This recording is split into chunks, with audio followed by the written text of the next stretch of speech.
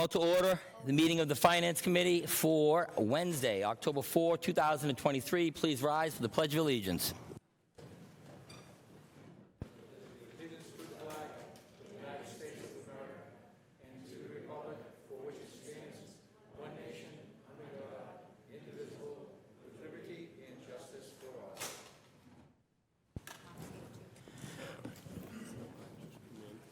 Thank you very much for joining us tonight. Thank you, everyone at home, for watching.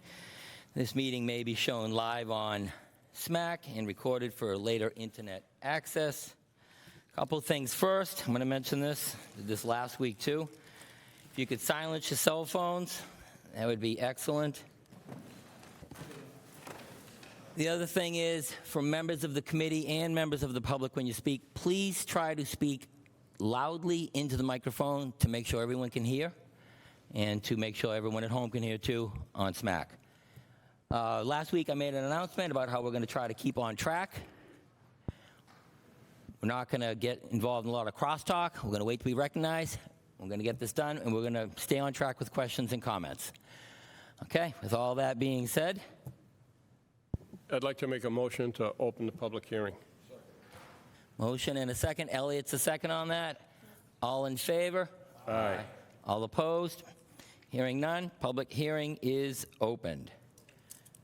Okay. The agenda, we have Article 6. Article 6, Supplement Fiscal Year 2024 Departmental Budgets. Hello, Mr. Tisdale. Welcome. Welcome. Welcome to you all.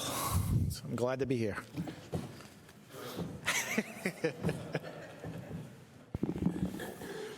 Before you start.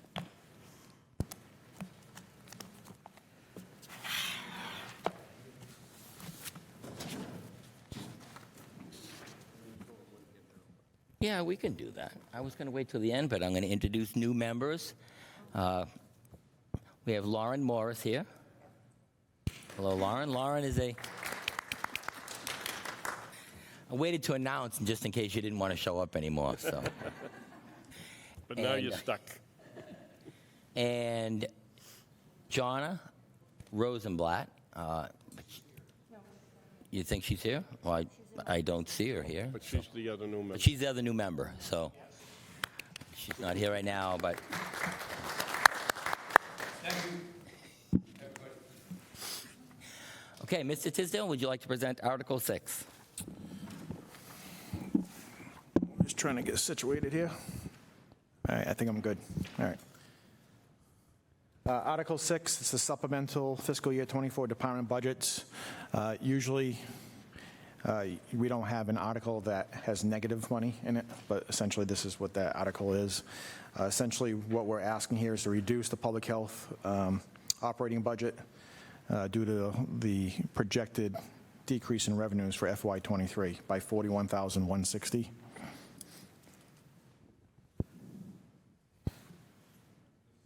Mark, you want to adjust your mic? Is that better? Better. All right. Thank you. Yeah, you want to repeat all that just to make sure everyone heard you at home? Yep. That'd be great. Thank you. All right, so article number 6 is the supplemental fiscal 2024 department budget article for the VNA. We're reducing the revenue in that department by $41,160 for the FY23 budget that was approved at town meeting. Okay, so you're reducing that budget by $41,160 due to a decrease in revenue? Is that what you're? Correct. Okay, thank you. Any questions or comments from the committee on Article 6, Supplement Fiscal Year 2024 Departmental Budgets? Okay. Questions or comments from the public? Article 6, Supplement Fiscal Year 2024 Departmental Budgets.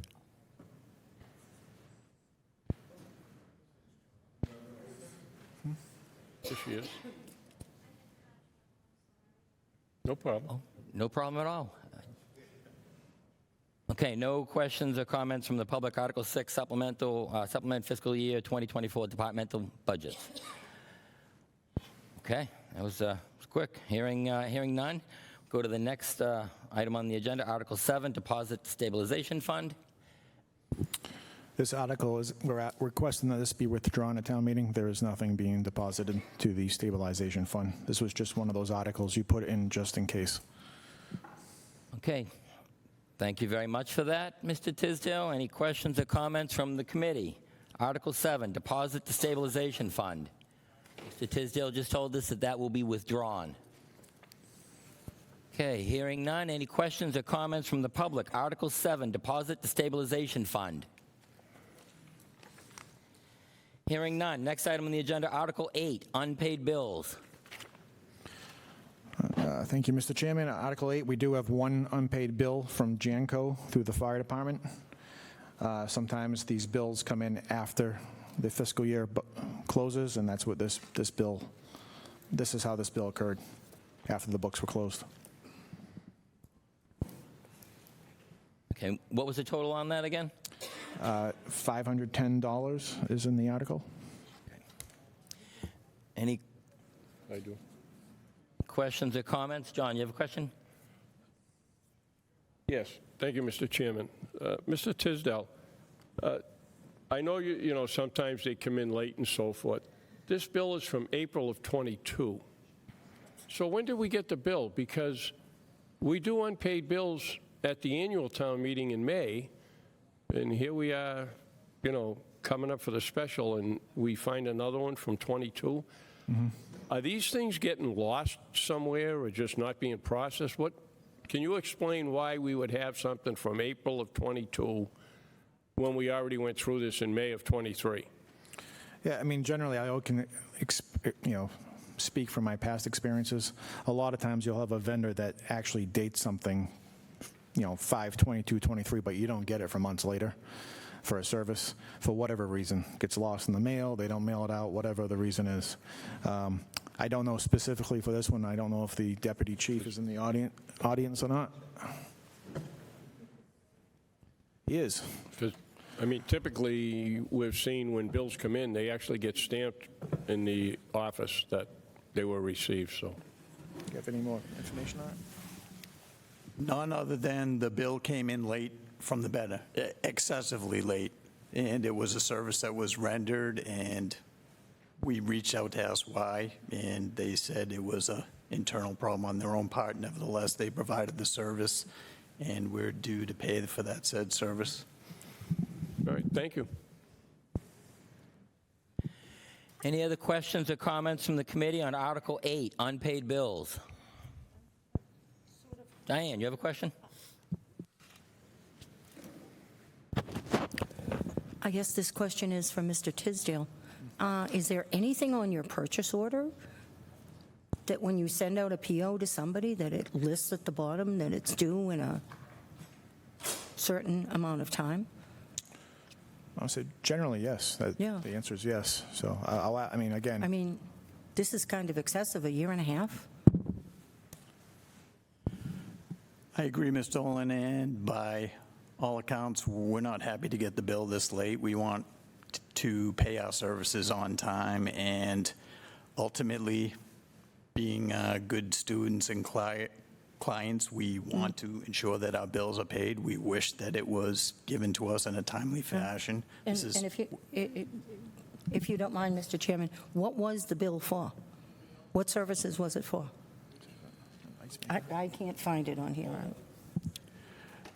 We have an ice maker at the station there to keep our IV fluids at a ambient and cool temperature for when we put them in all the ambulances. These are the fluids that we use for patient care.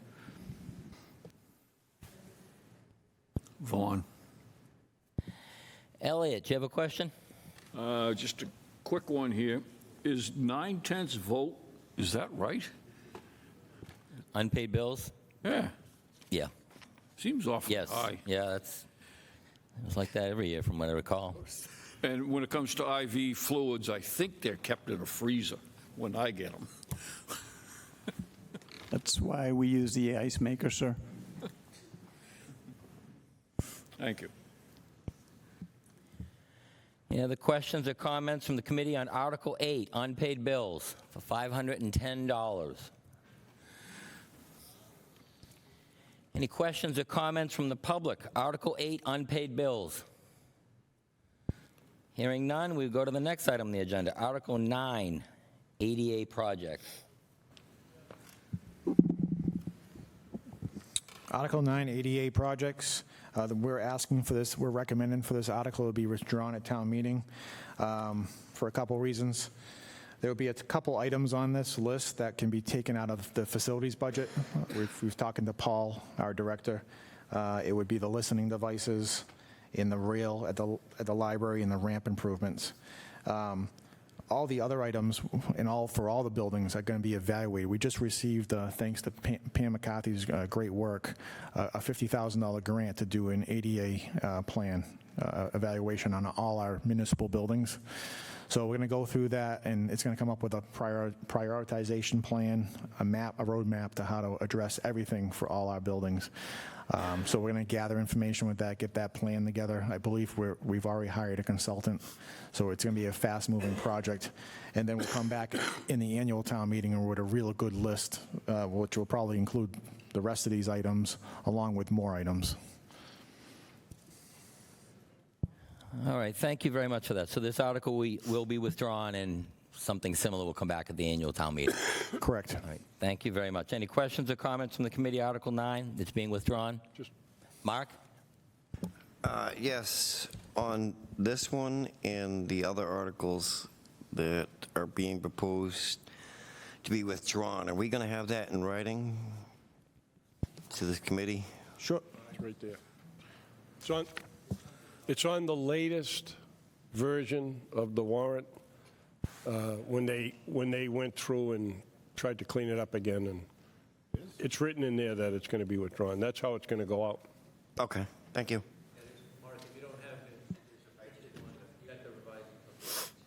This is the revised one.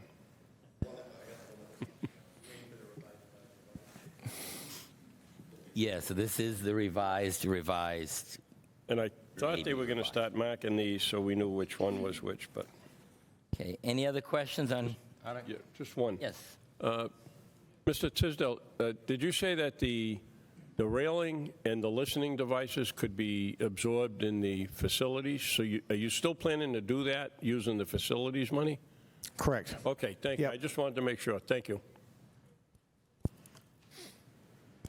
Okay, any other questions or comments from the committee, Article 9? Just a comment, if you would. Yes, Diane. Congratulations on the grant. Thank you. Who was the grant from? Good question. Good question. Mark. I couldn't tell you It's exactly. okay. 50,000, you said? Yeah. Yeah, congratulations. Okay, any other questions? Questions or comments from the public? Article 9, ADA projects, which Mr. Tisdale has told us is being withdrawn. Yes, please identify yourself for the record. If someone, that would be. Yes, we're sorry. Well, thank you very much for that.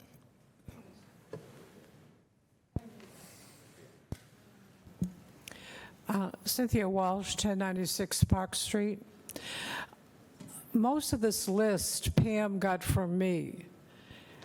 It wasn't until I was recently disabled to the degree that I am that I noticed how appalling the lack is.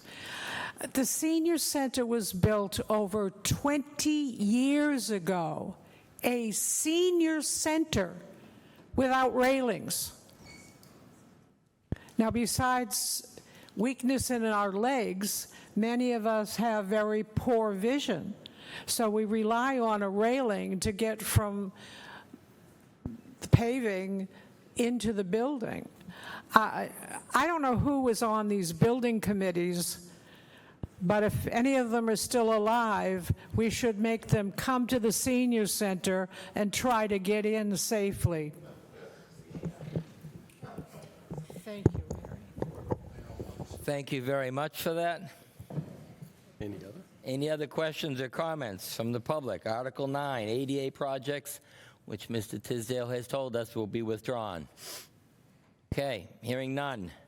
Next item on the agenda, Article 12, emergency medical services life safety equipment for the fire department. Okay, Article 12 is just as mentioned. It's for $147,975.99. It would be not the proper description and not great for your committee to hear me describe this. I think it'd be better to come from the deputy. He's very technical, very educated on all these items. Thank you, Mr. Tisdale. On behalf of Chief Carroll, the Fire Department, we are requesting the purchase of 3 cardiac monitors that also function as our automated external defibrillators, 2 Lucas CPR devices, which are mechanical CPR devices to provide mechanical CPR, and the replacement of our stair chairs for our 3 ambulances that we have in service. All of the equipment, including the 3 monitors, the 2 Lucas devices, and the stair chairs, have all met or exceeded their expected manufacturer's lifespan cycle. The 3 cardiac monitors that we're replacing, their generation is Life Pack 12 that we currently have in our ambulances and our fire engines. We're replacing them with a Generation 15, which is 3 generations newer. And the existing monitors have served us well up to this point, but after our last service, it was recommended by a service provider that come quarterly to provide service. We've done as much servicing as we can on these products. They've come to their functional use in life, and before you have any catastrophic failures of any of these devices, they strongly recommended that we replace the devices.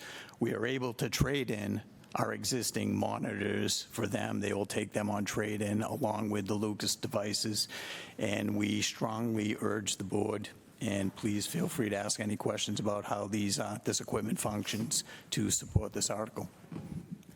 Thank you very much for that. Any questions or comments from the committee on Article 12, Emergency Medical Services Life Safety Equipment, Fire Department? Mark? What's the turnaround time from order to receiving these?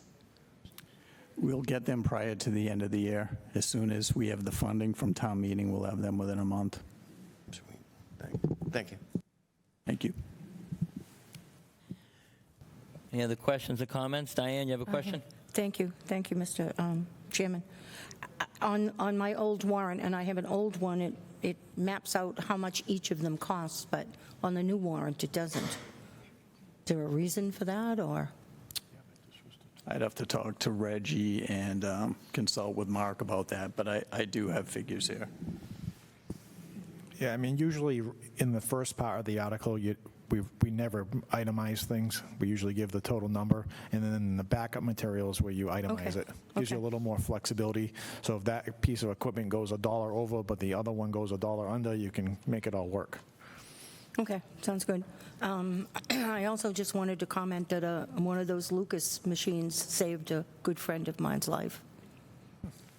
Oh, we're truly happy to hear that. Without getting into any patient information or locations, just within the last couple of weeks, we've revived two infants and resuscitated them in the field using such equipment. It's truly remarkable today, the advancement in pre-hospital care that the town's fire department can provide to the residents and anyone that's in the town. It's truly amazing. Thank you. Laura, do you have a question? No, go ahead.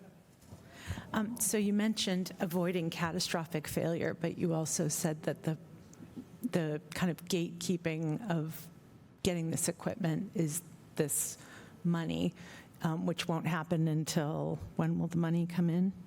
I'm just worried about if things are at their lifetime, we're creating a window of risk. And thank you. That's a fair question. We do have redundancies in place, so every fire engine and all 3 ambulances have the pieces. So if we did have a mechanical failure in a device right there on the spot, on scene, we respond to all cardiac emergencies with the engine and ambulance. So we have not only the number of personnel that can provide the care, we have double the equipment. We have 2 monitors on scene, 1 in the engine, 1 in the ambulance, 2 Lucas devices, and all of the advanced life support equipment is doubled down on an event like that. So Okay. we're confident that we will have the redundancy there. Great, thank you. You're welcome. Mr. Anzavino, did you have a question? It's a minor point, because there's differences in the figures in the quote and what's in the warrant. Because in the quote, the number in the warrant is there, but then they give a total for the equipment that's just slightly higher. Yes, Mr. Ansavino, I believe that the higher number shows without the trade-in value, and that's the Okay. difference in the Well, quote. Because we will be trading in, All right. So that would be with, if you didn't have the trade-ins. yes, sir. Thank you very much. Joel, you have a question? Mr. Chairman, do we have any idea of how this particular article will be funded?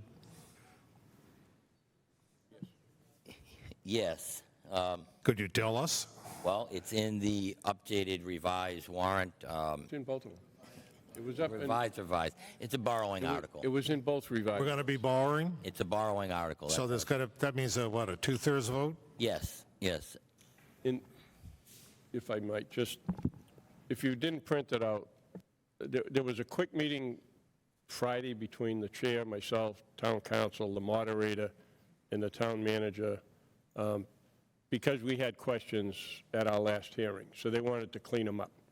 So we went through everything Friday, and essentially, other than the Cedar Hill fire alarm, which we were told we have money in the fiscal year a revolving account now, they were told anything that's involving money has to be a borrowed article, because there's no cash. So anything that's going to be borrowed was, the motions were made to account for they were being borrowed. Okay. So that was done in the first one that went out a few days ago, and then they mentioned there were some issues with bond counsel, so they had to modify the motions. Again, they just cut them back a little, and that was the one that you got today, but that was kind of a late-breaking thing that bond counsel was just looking at them now. Hopefully, in the future, maybe they'll have bond counsel look at the articles and motions before they come in. But just so everybody's aware, that's what happened with the revisions. And Mr. Laurie has printed out some copies of the revised warrant, which are out there. On the table, there might be 1 or 2 more, if anyone's looking.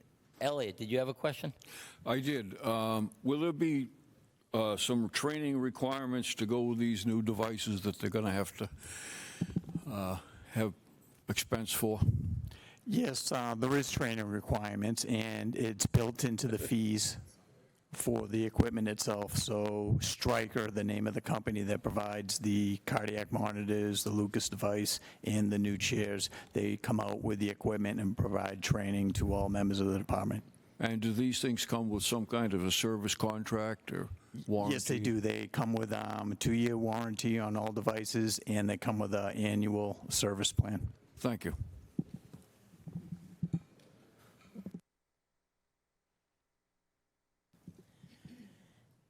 Okay. Any other questions or comments from the committee? Article 12, Emergency Medical Services Life Safety Equipment, the Fire Department. Dave, you have a question on this? Vaughn, I do. I don't know if this mic is working. Can you hear me okay? Yes.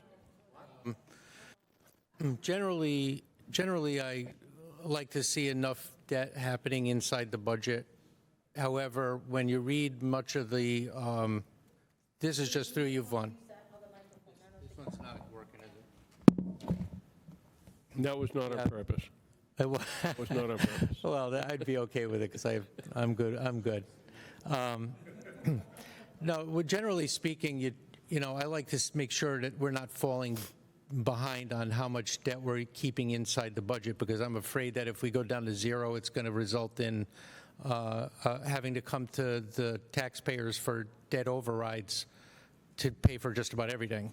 So, but however, when you look at many of the things that the Division of Local Services provides towns like ours with best practices, they get concerned about financing through bonds, small amounts of money. The first thing you should be always trying to do is pay with cash. So I guess the question is to you, Vaughn, is how come we can't use cash? Where are we with cash available to fund this? Because I'd rather No see... cash. There's no That- cash available. Right, because of the fact that we didn't They certify it haven't yet? certified it yet, so there's no free cash certified Okay. as far as that goes. All right, all right, I guess to you, Vaughn, is there any mechanism available where if the town meeting approves bonding at 2/3 vote, can language be added that allows you to revert to cash because it shows up as certified? Like, can it be made flexible enough to fall back on cash? You would be assuming that free cash would be certified before town meeting? No, I meant, could the language cover enough certified free cash to revert to free cash instead of bonding within a week after our town meeting, because that's probably when it'll be certified? I've been told the free cash will not be certified by town meeting and probably won't be certified even during the month of town meeting. I definitely conceded that point. What I'm pointing out is can it be made flexible enough so that town meeting is aware of, hey, within a week after we vote, there might be some certified free cash available to use cash instead of bonding. That's why I'm saying if you vote to pass bonding, you have more than enough votes to cover cash. It's not like it's the other way around. Well, we can look into it, but like I say, I don't believe the free cash will be certified in that kind of time frame. I mean, And I don't know if you can vote something you don't have. In other words, I don't know, you can't really approve to spend money that's not there. So I think it becomes an issue. All right, then that answers it. I think it would Okay. become, and I know bond council has gone through these. That's why we get the second revision. Okay, so we have to borrow. Yeah. All right, thank you. the cash isn't there, then the cash isn't there. Any other questions or comments from the committee? Article 12, Emergency Medical Services Life Safety Equipment for the Fire Department. Okay, any questions or comments from the public? Article 12, Emergency Medical Services Life Safety Equipment, Fire Department. Please identify yourself for the record, whoever would like to go first. Lisa, you want to go first? Yeah, go ahead. Please identify yourself for the record. Hi, Lisa Lyons, Precinct 2. I would just like to support Dave Laurie's point for tax purposes and ask the chief or deputy chief if the purchase can wait till the annual town meeting where we can find out if we have free cash so we are not incurring unnecessary debt. That's my question. Our recommendation is to purchase this equipment as soon as we can. This is coming from the subject matter experts, the manufacturers themselves, and we're being urged to purchase this equipment as soon as possible. All right, thank you for that. Vaughn. Do you have anyone else from the public? Please identify yourself for the record, Cynthia. Cynthia Walsh, 1096 Park Street. I support purchasing this as soon as possible. The population of Stoughton is aging rapidly. That's, the whole country's aging rapidly. But I've already had 2 heart attacks, and I really can't tell myself to just hold off until next May. Okay, any other questions or comments from the public on Article 12? Elliot, do you have a question on this? I did. You had that look about you Thank that you you had a for question. recognizing me. When you make an ambulance call, the person that you're calling on or his insurance carrier and so on and so forth gets a bill. Is that correct? Yes. Yes, Mr. Morton. Is it by any, is it just itemized, or is it just a flat rate, so to speak? It is not a flat rate. For example, for a call where there was a cardiac event, it would be either an ALS-1 billing call or an ALS-2 billing call. With a cardiac arrest, it would be an ALS-2 billing call, which is a billing service of I'm not sure I $3,200. could hear that. Yeah. Yes, they are tiered, whether it's a basic life support, advanced life support, or advanced life support with cardiac arrest. So there are tiers to the billing services for ambulance transport. Oh, thank you, and I could hear that quite well. Thank you. My apologies. Okay, any other questions or comments from the committee? Article 12, Emergency Medical Services Life Safety Equipment for the Fire Department. Joel. I wasn't sure, so I was just looking it up, but we do have a fire apparatus stabilization fund. Could this be funded out of that? I'm asking you to. What do you I guess think? we would have to see what the balance is in there. Well, let's see that the balance was sufficient. I guess it probably could be. Okay, Fire thank you. apparatus. So is that a question, how much is in our apparatus account, through you, Vaughn?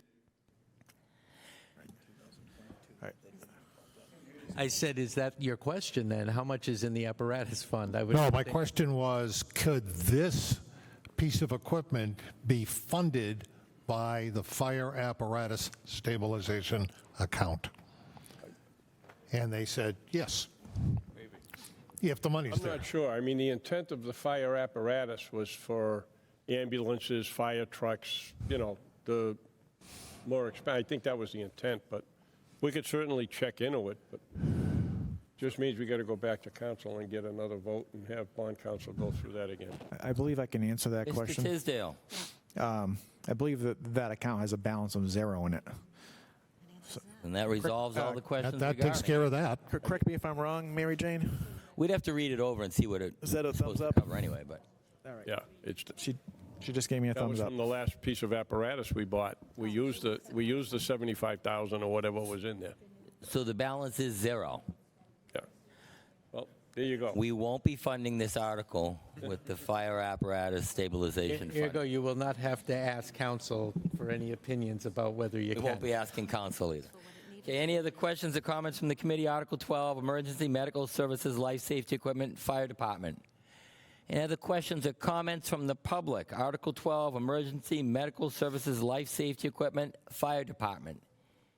Hearing none. I'm going to jump down a couple spots on here. I'm going to go to Article 23. Item 12 on the agenda. Revolving fund from surplus equipment.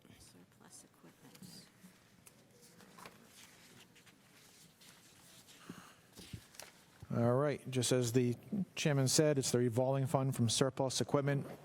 I'll summarize it, and then we will have the selectman who sponsored this article come up and maybe talk about it if he's willing. I believe he's here. All right.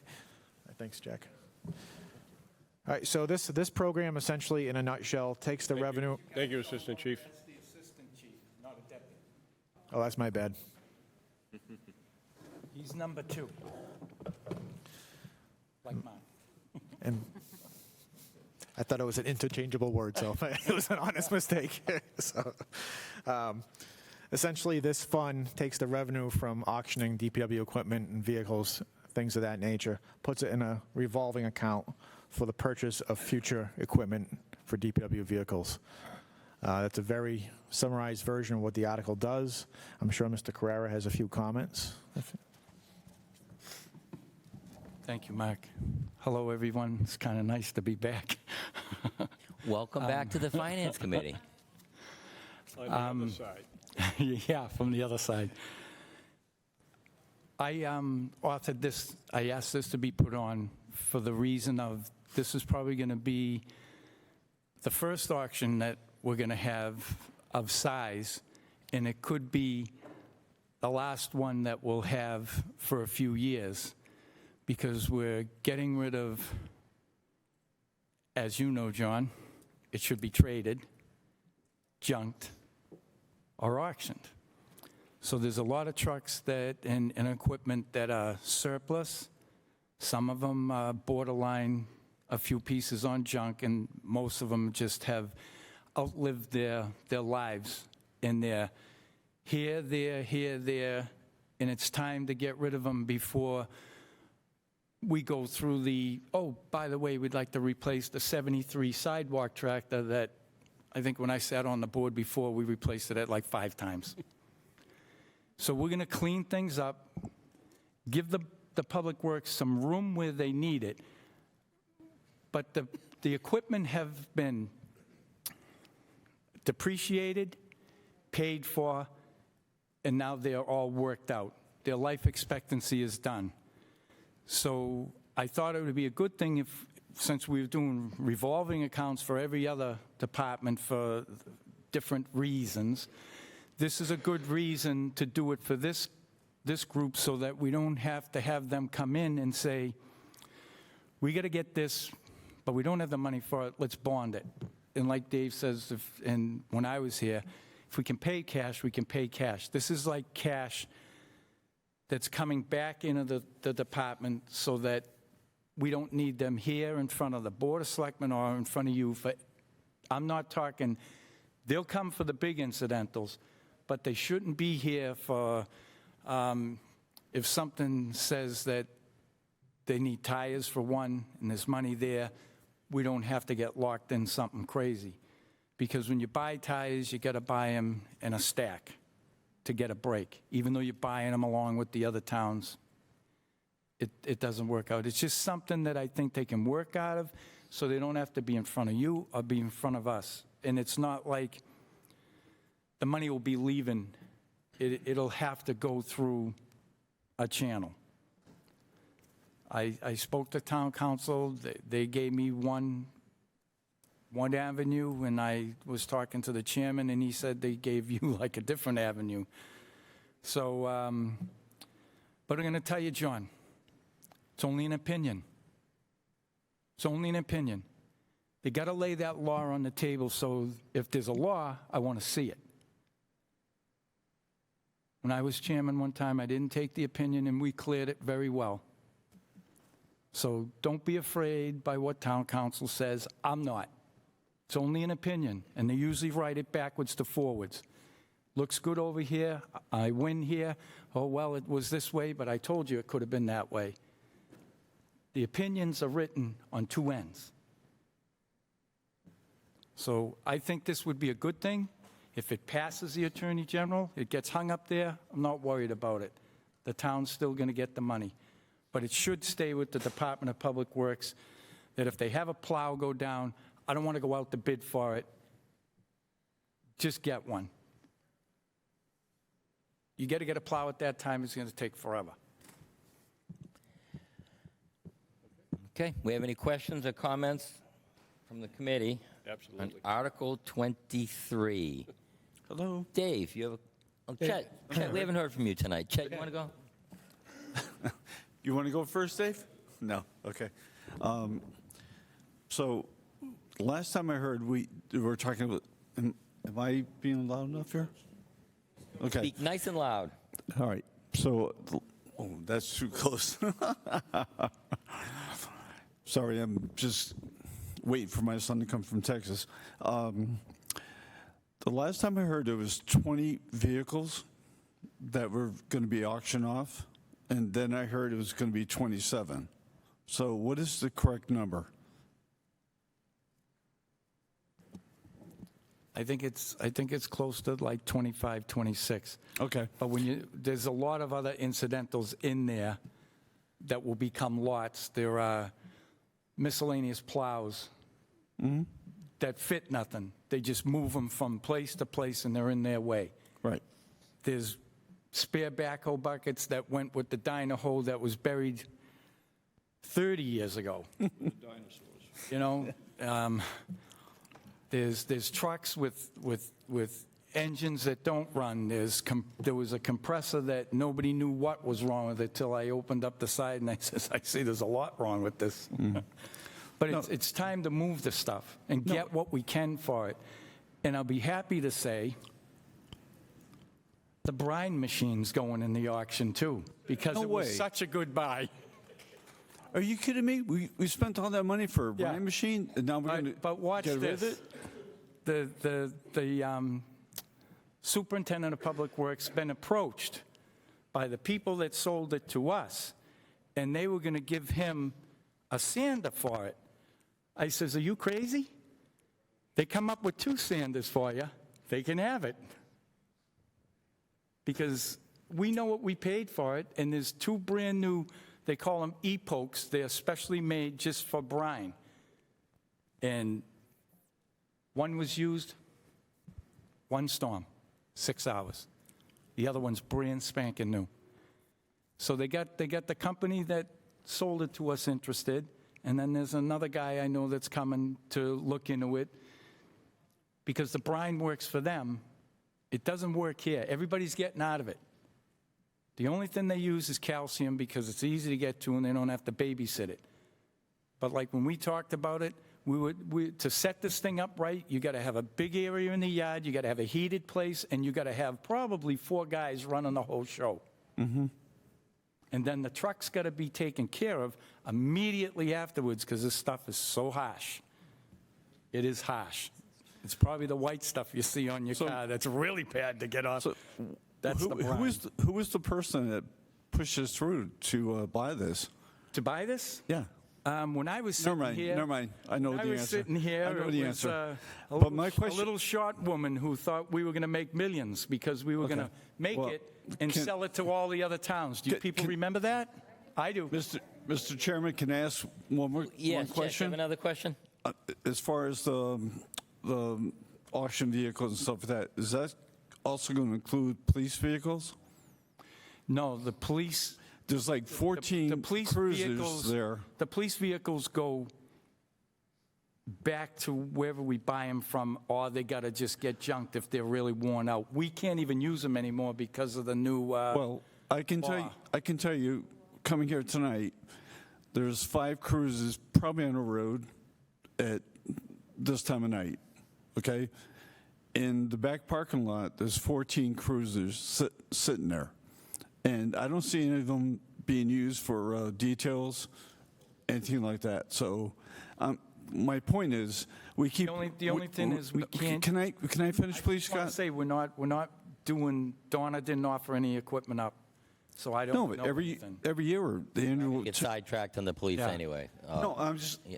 My point is that we're auctioning off vehicles. Are we going to auction off police cruisers? Because they're sitting there not doing anything. This is for surplus DPW equipment. Police is not part of DPW. Okay, John, thank you. No, that's what this is about. No, but I'm just saying, you want to auction off That's excess. something we need to talk to the chief about, because they're supposed Okay. to be rotating those around, and I was told we didn't have that many sitting over there. Well, I'm just saying, take it's a ride. something we got to take up with them. All right, thank you. Bye-bye. Any other questions or comments? Dave, you have a question, comment on this, Article 23? Thank you for what I do. I appreciate it through you. I think it's so funny that we're actually sitting here like this talking, because I'll tell you something.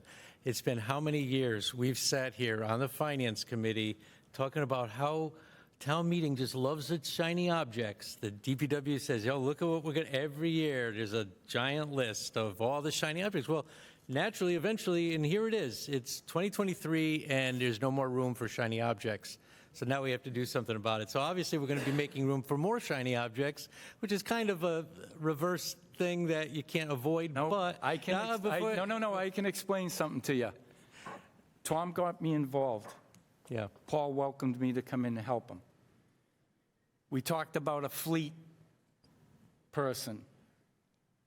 I'm going to help Paul set up what a fleet gets set up for. That you're dealing with one type of vehicle so that you don't run it into the ground and then say, geez, that Chevy was a piece of crap. Let's get a Ford. And then the Ford's nothing but a problem. So we're going to file down and do, there's some big corporations around, and I'm pretty tight with some of them, and they swear by Chevrolet, and they swear by another make. You don't set up your mechanic shop for 27 different vehicles. You set it up so when you call Chevy or you need something, or you buy 300 filters, not 2 for this one, 3 for that one. The Chevys give you a better service. They're cheaper to fix, and we don't have to go diesel like somebody else wanted to go. Everybody's going back to the gas because of all this new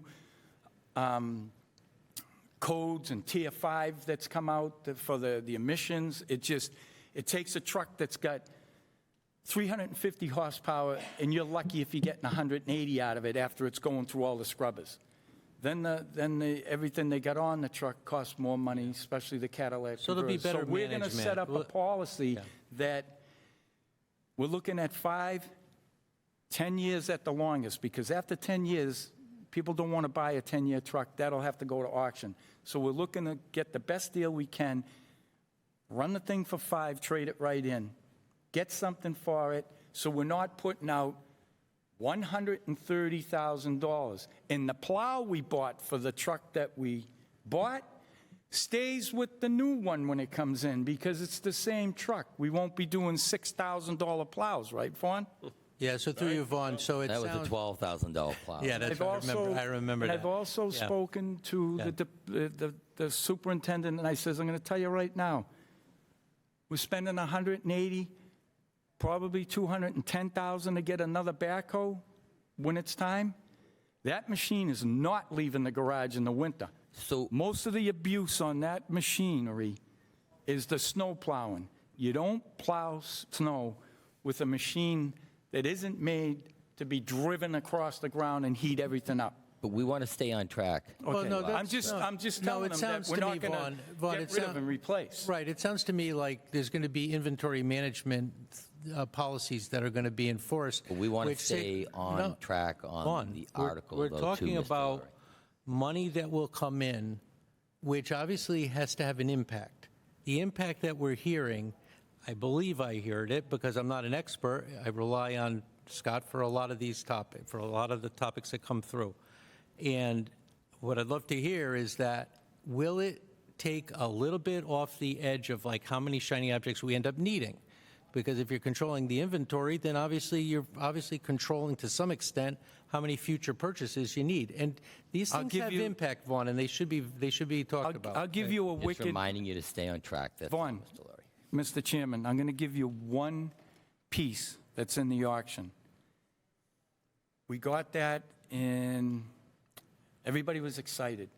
Turnpike Authority was getting rid of stuff. We end up with the biggest road grader known to man. I think we got maybe 5 dirt roads in town. The grade is so big that you can't grade the roads with the grader. They go down, they do something, then they send down a loader and a bunch of guys, and they fix the road back up. The grader is just that big. So the grader sat. Then they put it out to plow up in Bay Road area. They figured that's a good thing. It's like plowing in Colorado, right? It hit every telephone pole because the plow was too big. You look, you'll see the plow, you'll see the scars on the poles. There's big gashes in them. So now they park it. They go to use it. Something was wrong. Money in the engine. Money in this. Money in that. The pistons leak from sitting. Right now, there's 6 tires on that machine. To replace the tires, what we call blems, which is a no-name tire, would be 18 grand. So you put 18 grand on that thing, put a plate on it, and then park it for another 20 years. You think that makes sense? That's why I get involved, and I says it's time that we did the right thing to help out. That's why I want this, because if we can get a good take, there'll be good money in there. They won't be sitting here asking you for stuff. Do we have a current list of these vehicles that are going to go for auction? We do. That would fund this revolving? We have the list. I can get it from Fran. All right. I'll get it to you guys, That'd or be I'll have somebody get it to you, Vaughn. Okay. But we Thank do you. have a You can current email. list. We'll just email it out. Do we have any other questions or comments from the committee? Laura, you have a question or comment? Article 23. Yep, I have a comment, and it's just a quick one, which is, based on what you're saying, it sounds like we also need a better job up front in terms of choosing what equipment we're actually purchasing, because it sounds like we've made a lot of decisions that were maybe not fit for purpose, and that may also be adding to the contribution of a surplus of shiny objects, as Dave would say, that can't be used. Some of the salesmen from these company are exactly what they are. They're pretty sharp salesmen. I come from the private sector, so I don't have a blank check. So I make the best deal I can for the equipment. And sometimes you have to go without it. Sometimes I'm a little shy to say that I'm running stuff that's 35 years old. I have two loaders that are 71s, and they put out just as much work as a brand-new machine. Yeah, but I think, sorry. But we're going to get a fleet, we're going to have a fleet person. Yeah, that They're can gonna kind of learn. manage the whole end-to-end. right. Yeah, okay, great, thanks. Diane, did you have a question? Thank you, Scott, for taking this on. Oh, thank you, Mr. Chairman. Thank you for taking this on. And I think I kind of have to say exactly what Laura just said. I'm going to be really skeptical now of anything that comes in front of us if we don't have someone to verify that we really need it. I do remember the brine truck. I remember the whole discussion. Just a couple of small things. Is there anything else like at the DPW other than vehicles that will be auctioned off? It's mostly equipment, small equipment. There's a lot of what they call snow blowers attachments for machines that have gone. Yep. They don't fit the new stuff. So there'll be, the more stuff in the auction, the better it is. Okay. And And do you think you're going to get to $250,000? how much? Well, that's what it says. Max annual says. That's like the max. Okay, all right. I'm hoping, I had to teach them what an auction is. This is the right time, October, end of, like just before Thanksgiving. Most guys find out that they have money in their pocket, they see a good auction, especially if it's close. On a Saturday, they're coming. They'll do stuff, they'll look at a truck, but if we have this auction after Thanksgiving, these guys are going to buckle down and they're going to go, we can fix that truck, we can weld it up a little bit, we'll do this, we'll do that. Why buy something else? But when the auctioneer came, he was excited to small other see a question. couple of pieces there. If, You have another question? I do. This is going to be kind of a revolving type. Who's going to authorize the money coming out of this? To be the select board, they'll have to, there'll be like a request from the superintendent of public works. Could they go into that? And I think we have. So it will have to be authorized by somebody. Somebody Yes. just can't go There's in no- and they're take the money out. No plan, Okay. no. Thank you. No, Elliot, you have a question? Just a quick one. Where does the expenditure come in? It says here, maximum annual expenditure, $250,000. Is it actually an expenditure or is it income? That's the way they want to set up the revolving account. There's not an expenditure at this point. They want to create a revolving account that would have a maximum expenditure of whatever the number is, $250,000 in there. Yeah, it's like remember we upped the one for the rec center? They got Yeah, they for got to go to recreation, it went from 200,000 or 50 to something. 100 or whatever. but It's like, this- if we have the right to go to 250, then we don't have to go and go through procurement and go, oh, geez, like right, I this. see. But you can't spend over that. So if there was $1 million in there, that's it. Okay, I appreciate the There's like a check, there's explanation a there. balance, there's a protection switch. When you on. said the rec center, is that WRECK? Now, that's a different rec center, Elliot. Any other questions or comments? I got a few. Go ahead, let Adam. Adam? Go. I got a. Adam, we haven't heard from you tonight. Yeah, so I guess the question was just about the discussion you guys were having early on. Was there opinions about like the Attorney General not liking how this is set up, or was it our legal team? And is this group privy to that information or no? Only privy to one. I haven't got anything in writing on this.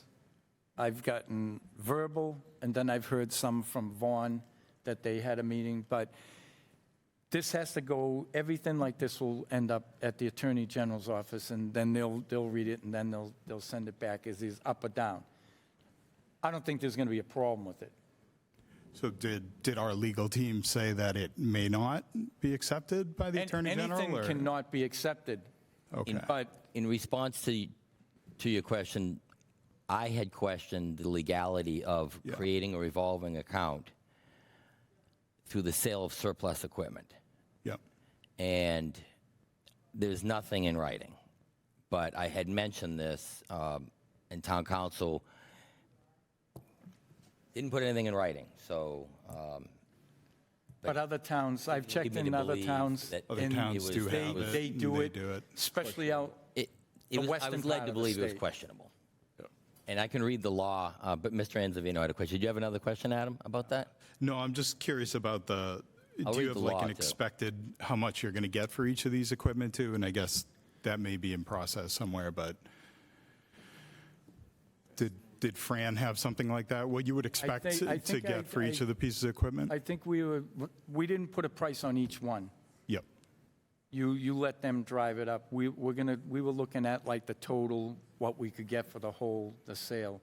Okay. And I talked to the auctioneer off the cuff, and he goes, this could go like 300. All right. He goes, you get guys in here, because there's a couple of pieces in there that we call them the drivers. They work their way to get there, and if they see something over here, they'll bid on that too. And then Gotcha. it's like a game, you know? Okay. Thank you.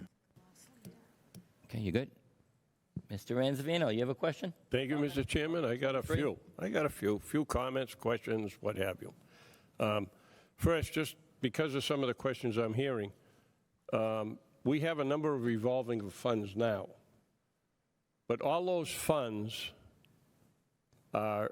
revolving funds are made from receipts those particular departments bring in, whether it be the Recreation Department, and they do certain things, they charge fees and so forth, and that goes in.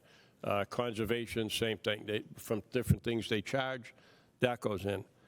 My problem with this, and by the way, those are authorized to spend up to whatever the limits are on those accounts. I don't know if they're required to get that, and maybe Mr. Tisdale could answer. Do they require approval from town manager or anything to spend the money out of the revolving funds? For example, like the conservation, it's a vote of the Conservation Commission. They have to, yeah, the Yes. commission has to vote it. Yes. But it's their revolving fund. It's their revolving fund, yeah. So if they choose to spend it, all they need is the commission to approve it. It doesn't go Correct. through anybody else. No. So I'm just not sure how this could be set up that it would have to come through an approval. But with that, I'll just, Select board. I have a concern where the money that would be going into this is from equipment that the taxpayers paid for. The only thing, it's being auctioned off by the town, and I have a hard time reconciling that it would just go back into the DPW's revolving fund to spend, because it's getting money back that was paid for by the taxpayer. It's not anything that they have gone out charged for or whatever to fill this. So that's one objection I have to it. I can answer that a little bit, John. The town buys it. Yeah, we all pay for it. It gets the depreciation value, so we get that check off. Then we pay it off, and the truck is just property of the town, and then it gets, the way it's been going, they run them so far down, they're not worth anything. Oh, I understand. So that, to sit and spend money and have an auctioneer come in and then collect, like I said, we might not have an auction for like 5 years, because this is clean in house. Understood. So what happens here is, the little bit you're making isn't going to help the mainframe, but it'll help Public Works more. That's why I did it that way instead of going with a Public Works stabilization account, which you could have. But I still have an issue with taxpayer-funded equipment being sold off, and the taxpayers don't get the benefit. It just goes, this is just my opinion, all right? Number two, in the annual town meeting, we just authorized 2 articles that provided the DPW with $150,000. I believe it was $75,000 each, and it was for extraordinary repairs and unanticipated issues. So we just gave them $150,000 in May, which is another reason I'm kind of opposed to setting up this particular fund. I just have an issue doing it in that fashion, because if we do it here, is the next thing going to be, well, this department has capital stuff, they want to auction it off and keep it themselves. They can't do that. This one can. Tell me why it would be any different for the police and the DPW. The police trade their stuff, or it Supposed to, yeah. or if it's crashed, it gets junked. But I'm just saying, I think it opens up an avenue for any department that has capital items to do that. So, I mean, I'm just being upfront with you. I'm opposed to this for that reason. We gave them money for these specific purposes. This is exactly what I'm trying to help you with. If this money was in there and there was, let's just use an easy number of 500,000. We can't take any more than 250 out of it, or whatever number that it gets set on it. I understand how the revolving You wouldn't be funds giving them go. 75 and another 75. Extraordinary repairs could come out of that revolving fund, because that's what it's for. Well, to defray taking your money. There are funds set up for unexpected or emergency cases. You know it as well. And that's the Finance Committee Reserve Fund. That's what that fund is set up for. I mean, I understand the thought behind it, but personally, I cannot support this article, because the main thing being, it's nothing the DPW did bringing money in to go into this, like every other revolving fund that we have. So that's my opinion, and you know, we'll see where it goes. Thank you, Mr. Chairman. You're very welcome. Jonna, do you have a question? Can I just comment on that they did nothing with it, just quick? Absolutely.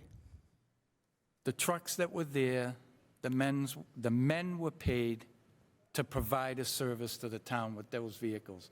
Those vehicles are not able to provide a service to the town anymore. So what the whole thing is to defray coming to you for repairs. Say a packer blows a split in the seam, and they go, "Oh God, let's get another packer. Let's go 400,000." And you go, no. They can section the packer. They can buy a piece, and for like 18 grand, they can section the packer. Then it goes on its way. They didn't come for you for an emergency. They didn't take any money out of finance. This is what I'm trying to curb with this. But it isn't like we're going to get rid of equipment every year just to put it in there. It's not going to happen. You need a lot of stuff. This is. You go to some auctions, there's over 150 pieces. This is just barely making it to make it work for the town. And I'll Otherwise, take this stuff what sits and you we get told us. nothing. You're going to have this auction. You might not even have another one for 5 years. That's what but I'm we're going to saying. set up an account with the auction you're about to have, and then you might not see another one for 5 years, which means what good is this? Other than because they'll spend that money real quick. I mean, they already have another article and just buy a truck. So I understand. You're not going to buy trucks out of this This is set up. I understand. For like repairs and extraordinary stuff. Like a packer rolls over and we write it up, but yet it blew 8 tires. Get 8 tires, put it on the truck, it's on the way again.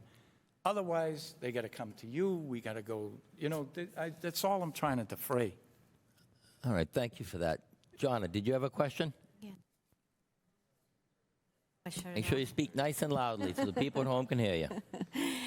I just wanted to say, Scott, first of all, I love the idea, and I think it's great to clean up and get rid of stuff that isn't of any value anymore. I like that idea, and it also overlaps with the beautification of Stoughton, if you will. And I've seen hoarders, so that show would make me also feel inclined to say that. But just taking into consideration your comment, I'm sorry. Okay. Okay, much better, okay. Is there any precedent for this, and has anyone ever, is there a precedent for this money being put into that fund like that? Other towns do it. I checked into a few just to Okay. see how they do it. And, you know, the biggest, like, the cities like Framingham, they got, So Framingham has a revolving account? yeah, I don't know what they call it, but it's like that. And they move it along. But they're a city. I didn't, like, listen to half of that. But other towns have these accounts. John, did you have any other questions? No? Okay. Eric, did you have a question? Well, I think Scott, thank you, Mr. Chairman. I think Scott kind of already answered it when you said you're not buying trucks out of this, because that really is the one concern that I would have, that this isn't some workaround around the capital purchase No, because process. it defeats the purpose of what I'm going to help them teach the fleet manager. That this is like a sacred account, that if something goes wrong, and then he'll set up a policy of how to buy, you know, the filters and stuff like that. This is like if something like a rear end goes, and it's right there. The money's right there. They don't have to panic. You know what I mean? I see where John's coming from. The account can be set up for a trustee, anybody who wants to know. If they go to the town manager and they say, hey, we got to take money out of that account, he goes, I need the vote of the board to release it. If they think it's ridiculous, we're going to let her a truck, I don't think they're going to get it. This is what I'm trying to get out of the need of, you need every piece to do this thing, but it's packed 160 days of the year. That defeats the purpose of owning that truck. It's to the point where there's a truck going in this auction that if they need it, for the 3 days they use it, and that's hanging flags, you rent one from a rental company. They all have the licenses for it. They got the right and the means and the insurance to do it. You get the truck for 1 day. We don't gas it. We don't insure it. We don't fix it. And if it's broken when we get it, you bring it back, you get another one. Some stuff has to be rented. You can't own it all. It's too expensive. Do we have any other questions or comments from the committee on Article 23? Dave, you have a question or comment on this? It's more of a comment. It's more of a comment, Fawn, through you, because I've heard enough, I think, from everybody who's asked really good questions, which is one of the previous speakers sitting next to you, Diane, she mentioned, you know, who authorizes. Scotty just restated the same fact, that it's not just like any revolving fund where somebody can have this, you know, special privileged, you know, little piggy bank that they can just kind of grab money and just take it. They have to go through a process. And I hope that maybe that could be brought to light during town meeting on some of the Mass General Law information and things to lock that down. It's like I want to show that we're doing the right thing with the money that the townspeople have put into these things. Yeah, but I wanted the comment that I have is really that, you know, you think about like how this whole thing kind of plays out. You have a bunch of stuff that's sitting around getting rusted and no good, so it's cluttering and making a mess of things and not making it easy for the DPW to operate on one hand. On the other hand, financially, if you end up doing the unforeseen circumstances, what do? They come to the Finance Committee to try to grab money from another department to take care of the unforeseen. So this avoids that problem and takes basically, you know, this would basically protect that money so that it falls into that department that was over budgeted is going to, where's it going to go? It's going to go into turnback. So that turnback money comes back into our coffers as free cash down the road. So that money just kind of gets recycled through the system. So I think it all kind of takes care of itself. I think it cleans up the DPW. I like the fact that they're putting in a policy that's going to control inventory, so we're not making kind of foolish decisions, you know, right through the whole factory of what we do. So I'm totally in favor of it, and I hope everybody agrees. Mark, you have a question? Yes, my question is a pickup a piece of equipment? Yep. What was the question? Every vehicle at the town barn is a piece of equipment. If it's got an engine and here's the other thing, all this stuff is insured. Some of them have plates on it. They're not moving. But because we have them, they have to be insured, because if somebody climbs on it, we're in trouble. So why do we want to insure the junk? So, well, my question is because you said that you wouldn't be buying new vehicles or whatnot, but the way that this is written, Mark, you can can you buy. just try to speak louder, get closer to the mic, so. Sorry, Okay, you thanks. said you wouldn't be buying vehicles with this fund, but the way that this is written, you can buy a vehicle with this fund. There isn't anything in there that... Yes, it does. Replacement of equipment. It's written replacement of equipment, which means you can buy a vehicle. And I remember from past town meetings, it's all in the wording. You can say, oh, we're not going to buy vehicles, but legitimately, they could actually buy vehicles the way that it is written. We can take that out. I didn't see that. I had one version, and then things changed. Then there was even a thought that it might be withdrawn. And I said, no. If we're having an auction, we're setting it up so the money can go where it belongs. I don't want to see it going into the general fund and being misused, and then you guys seeing a bunch of people in here going, well, now that you did this, we need this, and this, and who's going to tell you no? Right. Well, because, like I said, the way that this is I'm written, here because I sat you here for can- 9 you can years, buy and I whatever know you what you want. guys want to hear. But, so would it be written for just repairs? Extraordinary repairs, and That's it. I think Mark put, it's extraordinary repairs and replacement of parts or something like that. I don't want to be buying trucks out of there. Right, but if you But if have you- replacement of equipment, that means you needed an can. accessory to a truck, that's one thing. But I find a pickup truck is a little beyond, because that's going to be like 85 grand, and I think that's foolish. Right, know but what I we mean? need to make sure that this wording is correctly, Yep. because from past town meetings, they said, doesn't matter what we say in the back room or whatever it is, whatever the motion is, that's the motion. So it should be just repairs, and that's it. The motion is to put this in as written in the warrant, and this is what was voted into the warrant. Right.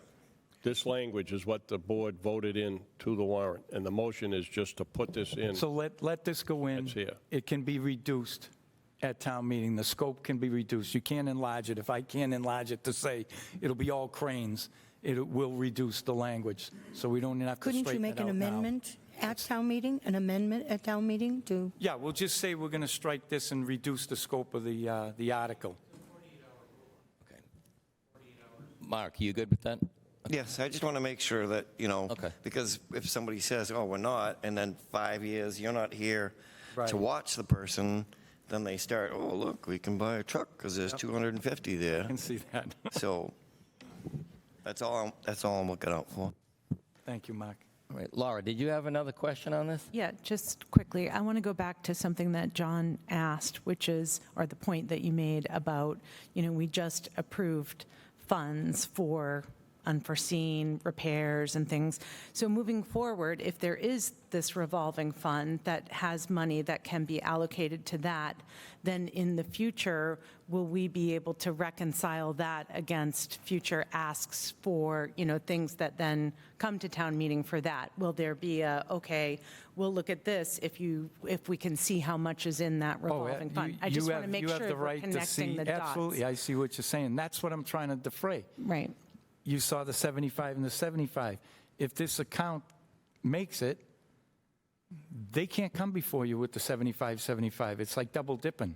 So is that something, though, that needs to be documented as part of the, the potential We have funding? nothing in writing. If you're asking for a promise that they wouldn't come back and looking for the 75, we have nothing in writing at this point that would agree to that, if that's what your question is. Well, I mean, I'm not naive enough to think that I'm going to get promises of any kind, but I do think it's important. If we get like a lot of money from the auction, and it's grandiose, and I hope it can be, then they might be able to return that money to you, because then they Which have would be this. wonderful. I just think that we need to be formal about It would only this. make sense, I don't think that'd be a problem. Okay. We have any thanks. other questions or comments from the committee on this? I'd like to thank Selectman Carrara for coming here to visit us at the Finance Committee. We just don't see you enough here anymore, you know? Yeah. You're kinda not miss allowed it, back too. because you've done the full 9, so... It was never a hostile environment. I have several, I don't want to say problems with this. I don't think I'm really in favor of it. I 100% agree with the concept of selling off surplus equipment and bringing that money in. I'm 100% behind that. Keeping old equipment that we don't use, and it was shocking news to hear that we bought new brine equipment that is going to get auctioned because this committee voted, I think, unanimously against buying the brine machine. But anyway, I mean, part of, I'll read it from the DLS, revenue treatment. A fundamental principle of municipal finance in Massachusetts is that all revenue received or collected from any source by city, town, or district department or official belongs to the general fund and can be spent for any lawful purpose only after appropriation by the legislative body. That's town meeting.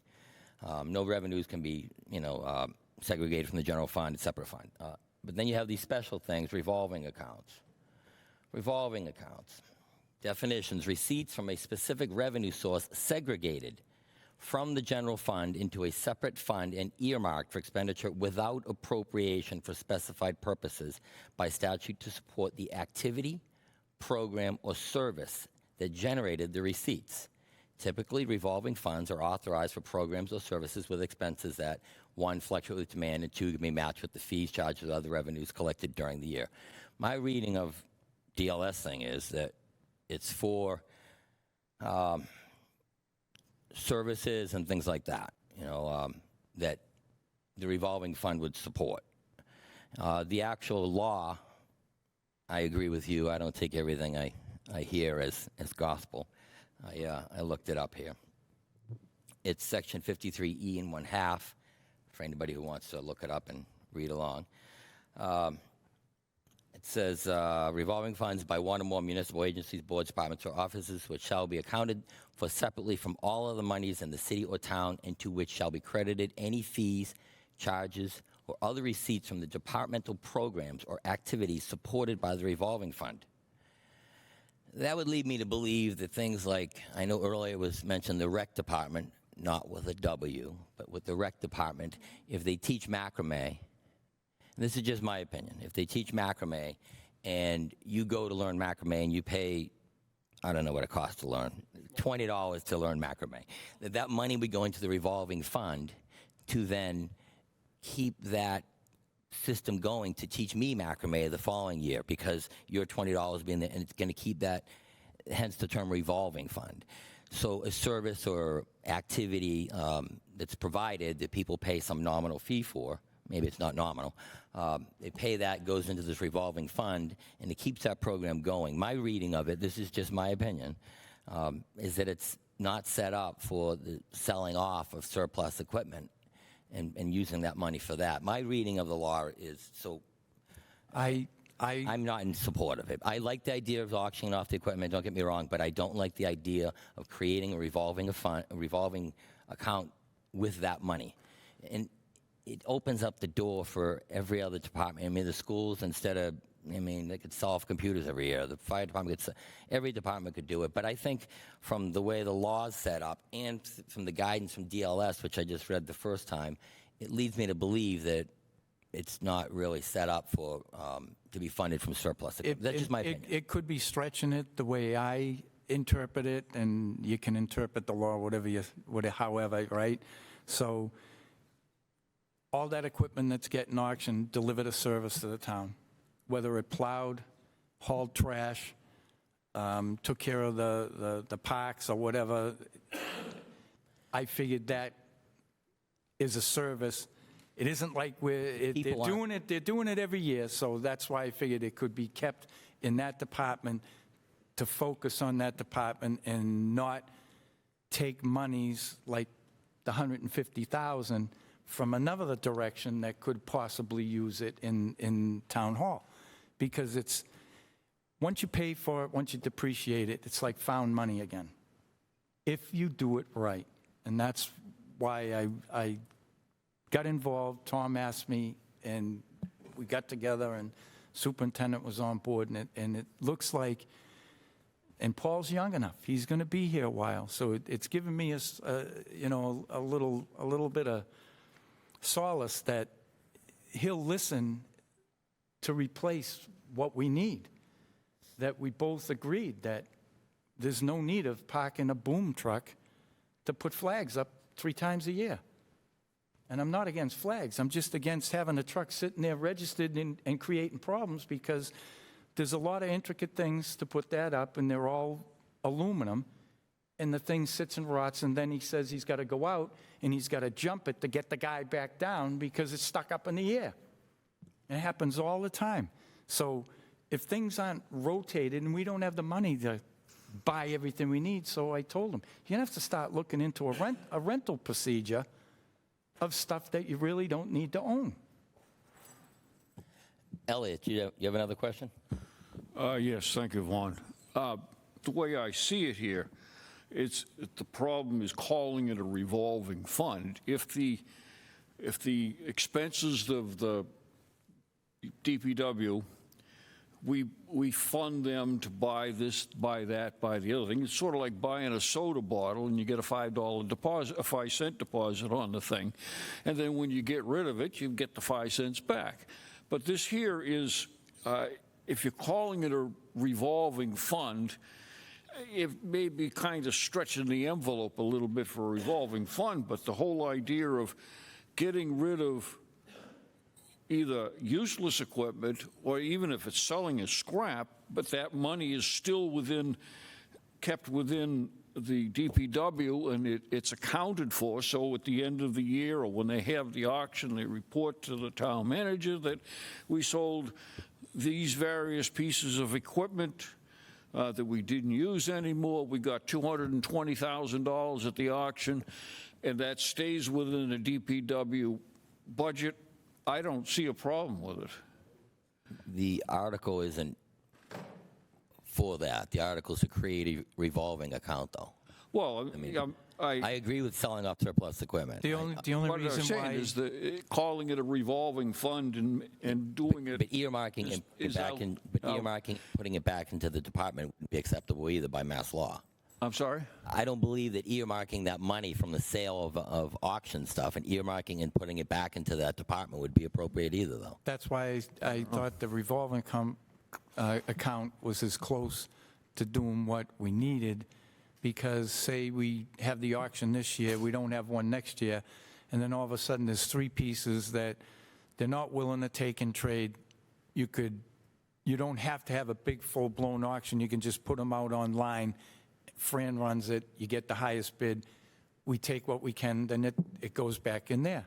So if you got 75, we don't need 75 again. It's just, that's the only reason why I thought it was the Dave, right you have way. another question? I do, through you, Vaughn. It's really a comment. I mean, yeah, I mean, you can say what you want about how the wording is, okay? But in practice, you're talking about, earmarking, but that's not what it is, because if it touched the general fund, and you like you perfectly stated, you can't earmark, that's when you have a problem, because what does it do? It gets absorbed into a budget, this giant black hole, that nobody gets any value from the money that falls into that black hole. Trust me. We've talked about this for eons. The money being set aside for services that the DPW can immediately use, instead of coming to us to take care of all those transactions, this is the right way to do it, in my opinion, so that we don't have to touch the general fund. Thank you very much for your opinion, Mr. Lurie.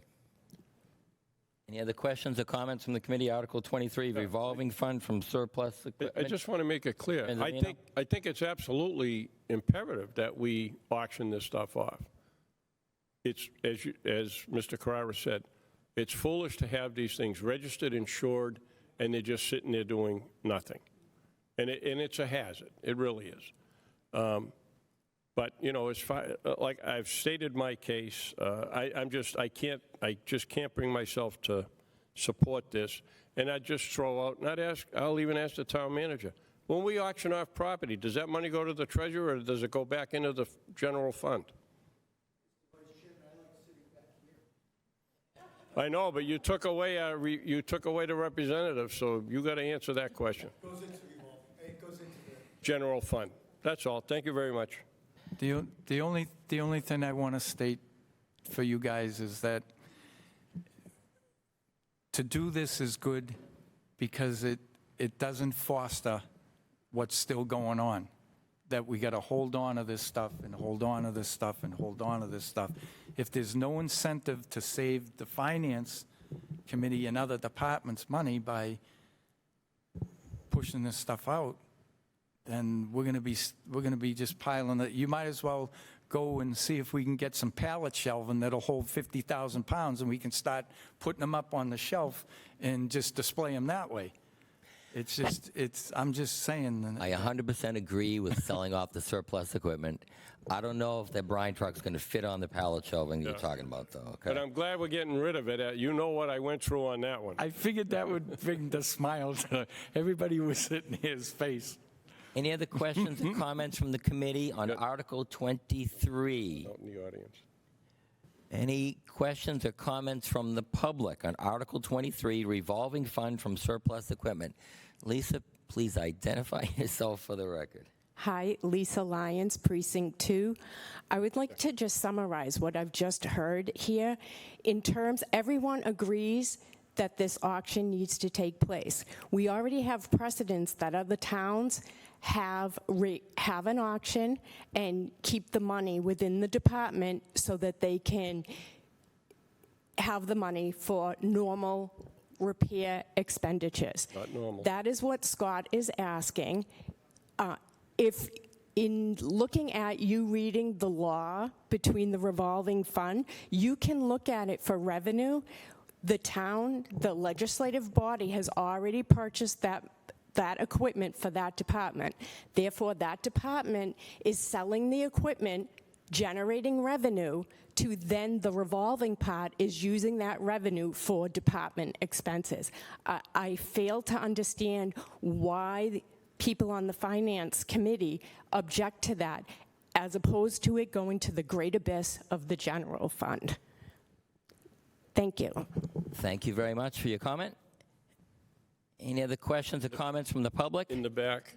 Becca, please identify yourself for the record.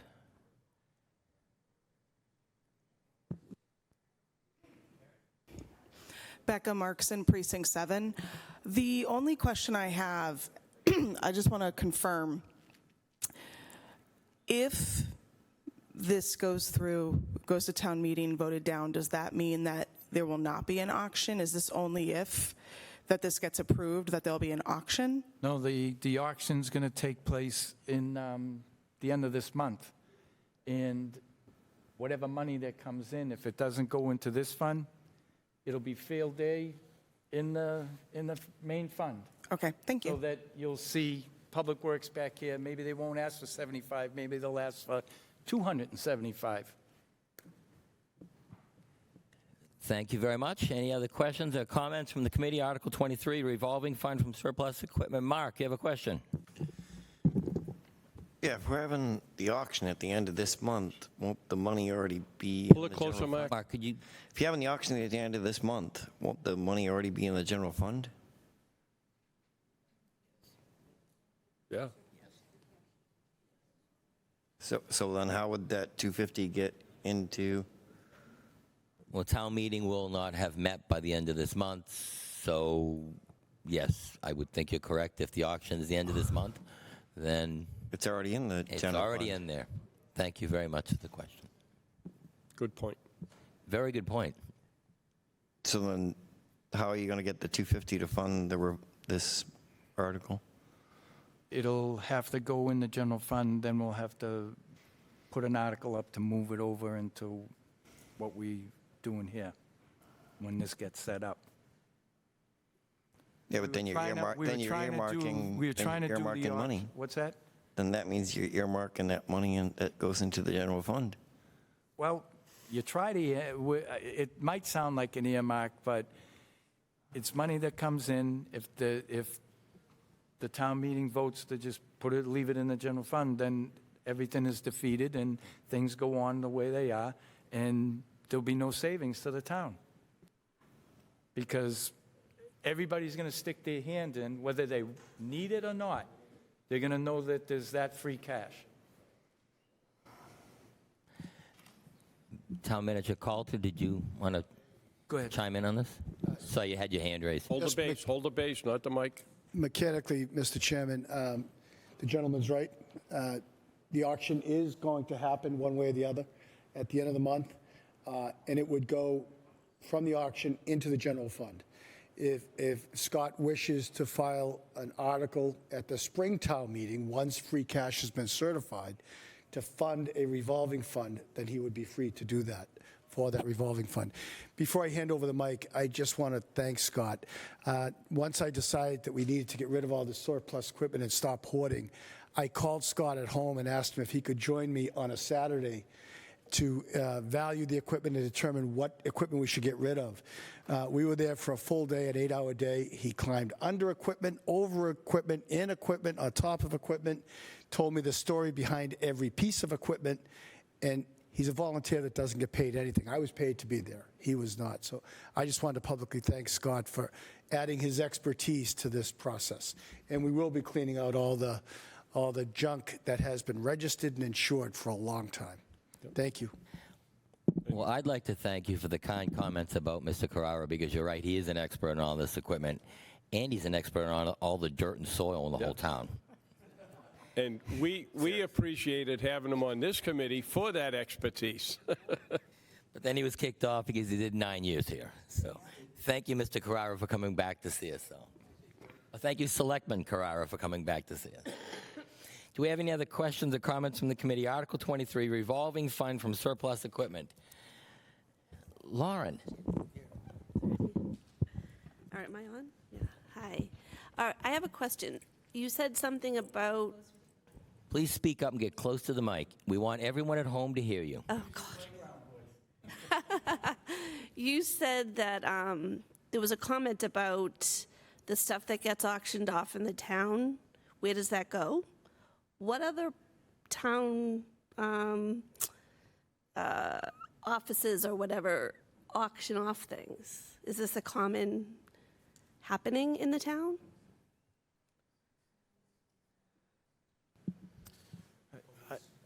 Yeah. I mean, I can answer that, Lauren. Since I've been here, we've actually had another auction. It was, I want to say, 5 or 6 years ago when the previous procurement officer was here. So we did do an auction. But generally, things like police cars, they get traded in when we get new cars. So there's no auction for items like that. Same thing within... Could you please speak louder, because the people at home really want to hear you. It's almost like you got to put your mouth around the mic. I didn't say do that. Speak up. If you can't remove it an inch. Talk like you're talking to your kids. Speak up. So, And we've been told, hold the base, not the mic. That causes a problem. Okay. Thank you. Hold the base? Okay. Hold the base. All right. I'm losing my train of thought here. Okay. So we did have an auction, I'm going to say 6 years ago, okay, with our previous procurement officer. There's all types of different equipment in there. We had old survey equipment, different things were in there. But things like police cars, those get traded in with new police cars. Same thing with the fire equipment, things of that nature. It's always been the public works, I think, that's always kind of stored equipment. They think they're going to use it, and then they don't use it, and it's just accumulates over time. So it's one of those things. This will clean all that up with our current public works director. He's a rock star. He's very detail oriented. Once he gets a program in place, he'll implement it every year. So this is the beginning of that program. I think with the expertise of Scott, that'll help him out tremendously on how to implement that program. And you hopefully won't have to deal with this too often. It might just be a piece of equipment here and there over the next 5 or 10 years. Can I respond? Sure.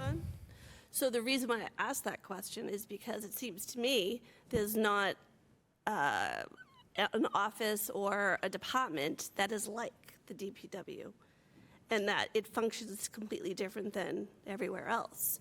So that's how I'm thinking, that's how I'm perceiving. Well, Yeah, I mean, generally, there's been a lot of, different DPW directors over time, and they all have different methods on, some of them, are more old school, and they wanted to keep equipment and drive it into the ground, and the next thing you know, it's sitting there for 5 or 10 years, right?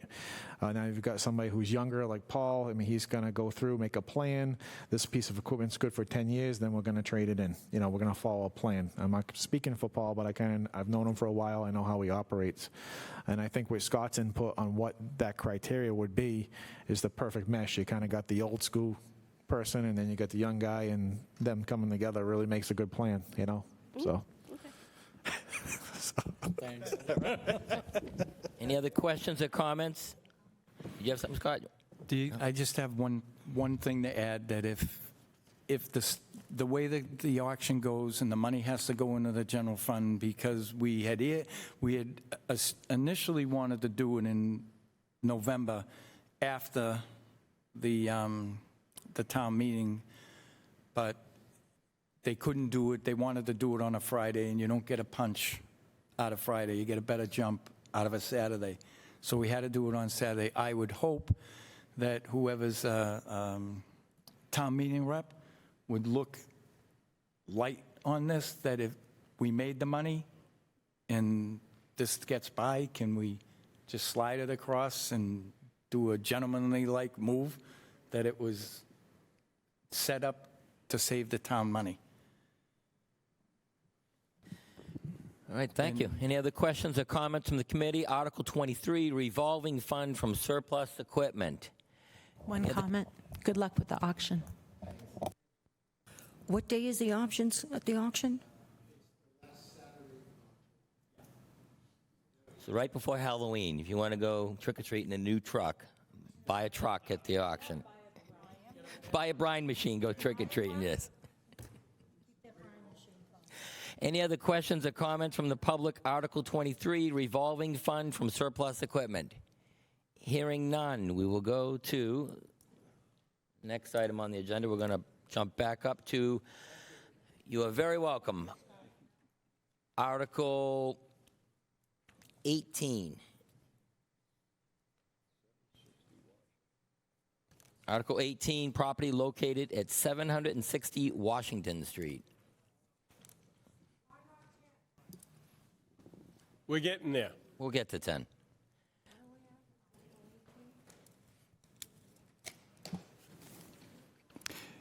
Mr. Chairman? Yes. Thank you for taking these articles before 10. As you know, I choose not to be here for Article 10. You're very welcome. This program, this article applies to the Malcolm Parsons building, and the next article applies to the State Theater. I know I need to keep it within the context of the Malcolm Parsons building. But it's the same story for both. On August 1st... Excuse me, Mr. Certainly. Tomine. Vaughn, I'd like to make a motion that we take Article 18 and 19 together.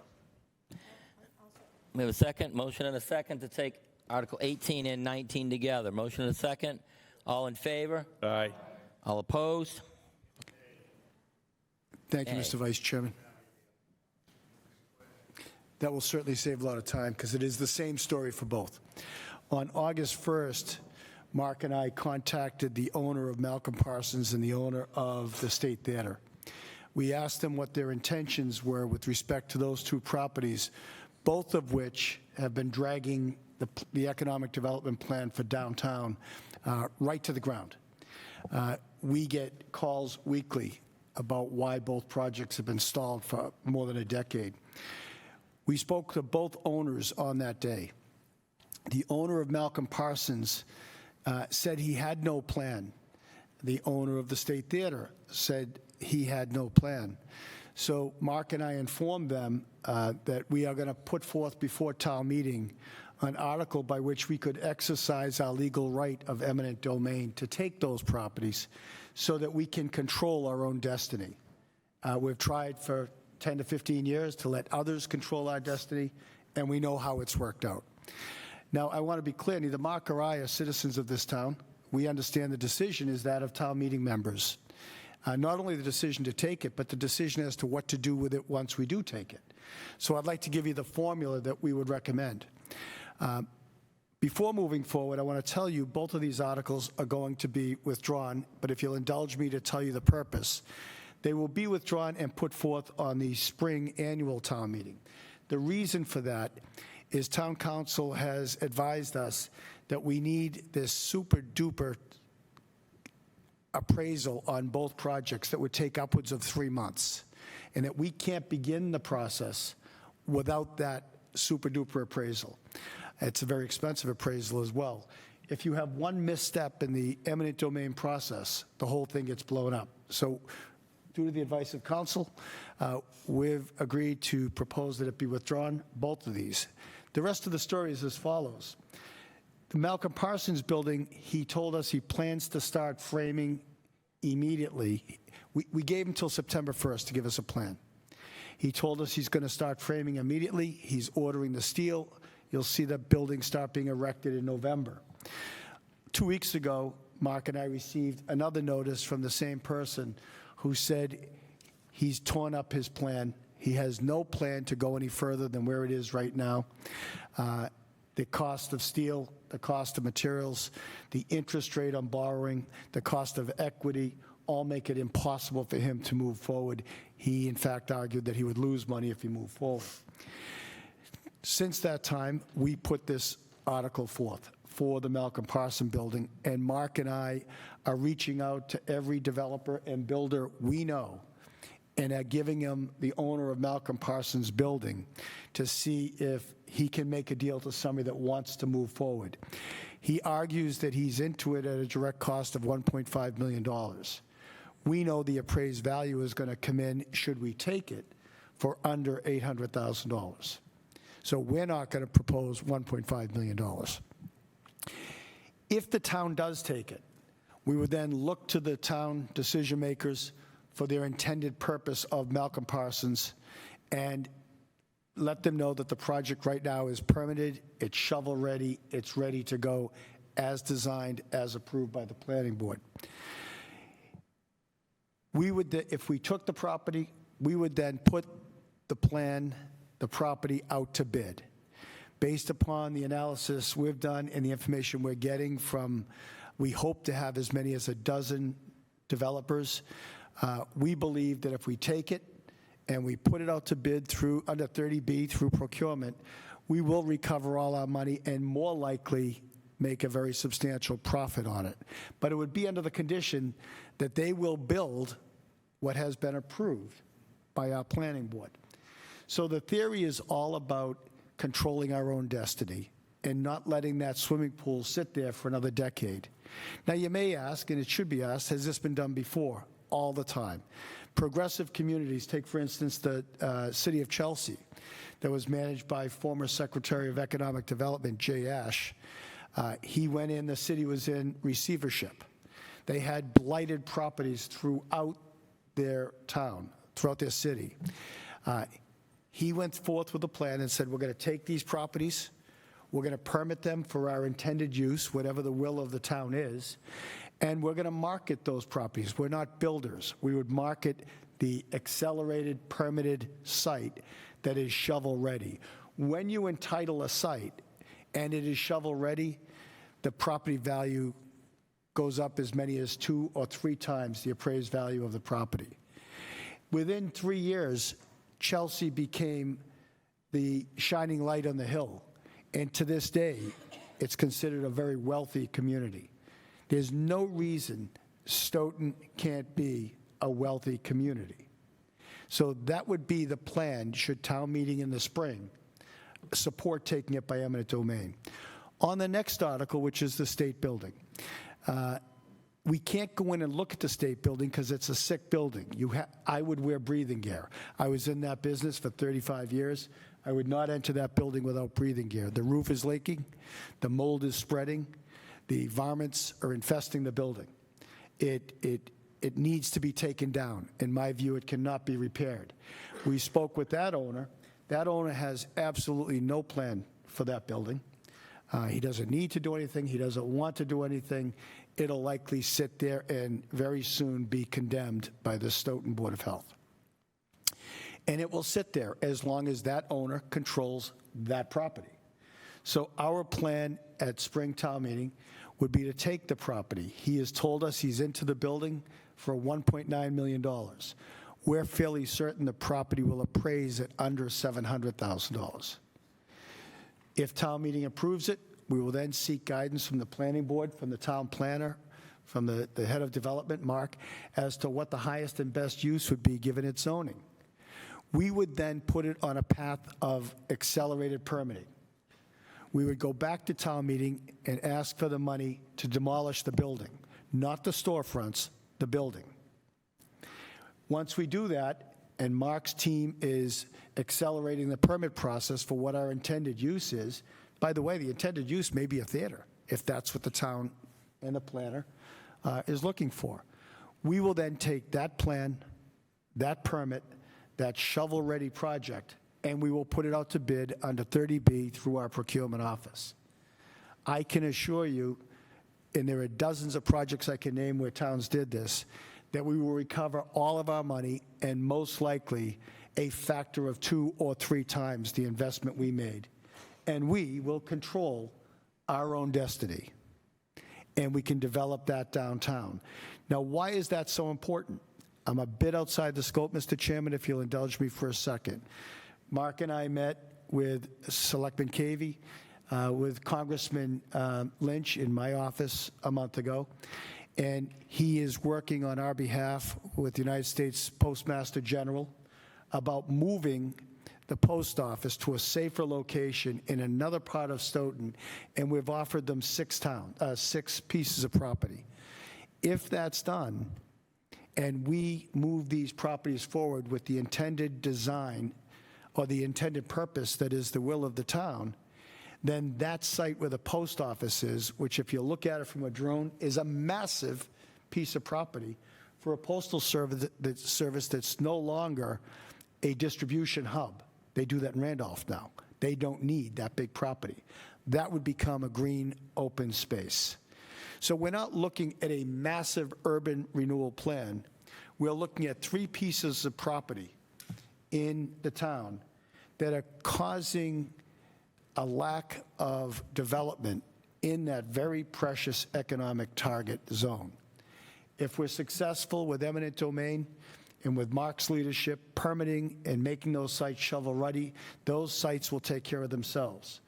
If working in collaboration with Congressman Lynch, who's been a great friend of ours, and we get the Postal Service to move that site to a retail site where you go in to buy stamps and mail letters, not a distribution center, then we will have that site that we can make as a green space.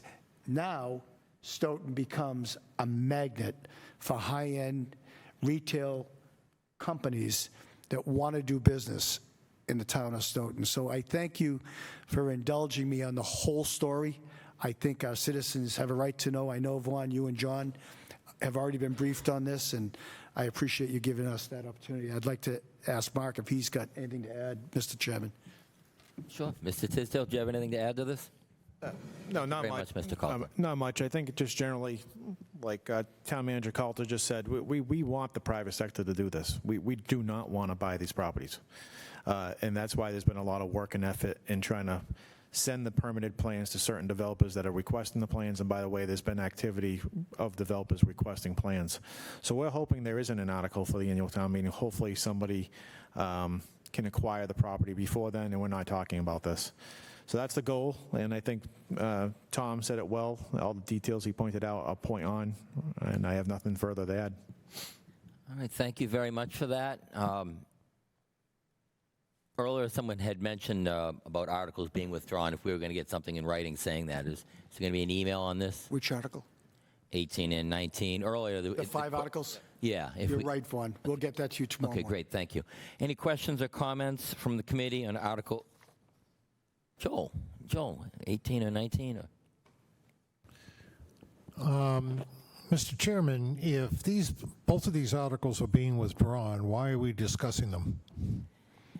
Well, we just got an explanation. I figured I'd ask if anybody had any questions in regard to the explanation we got.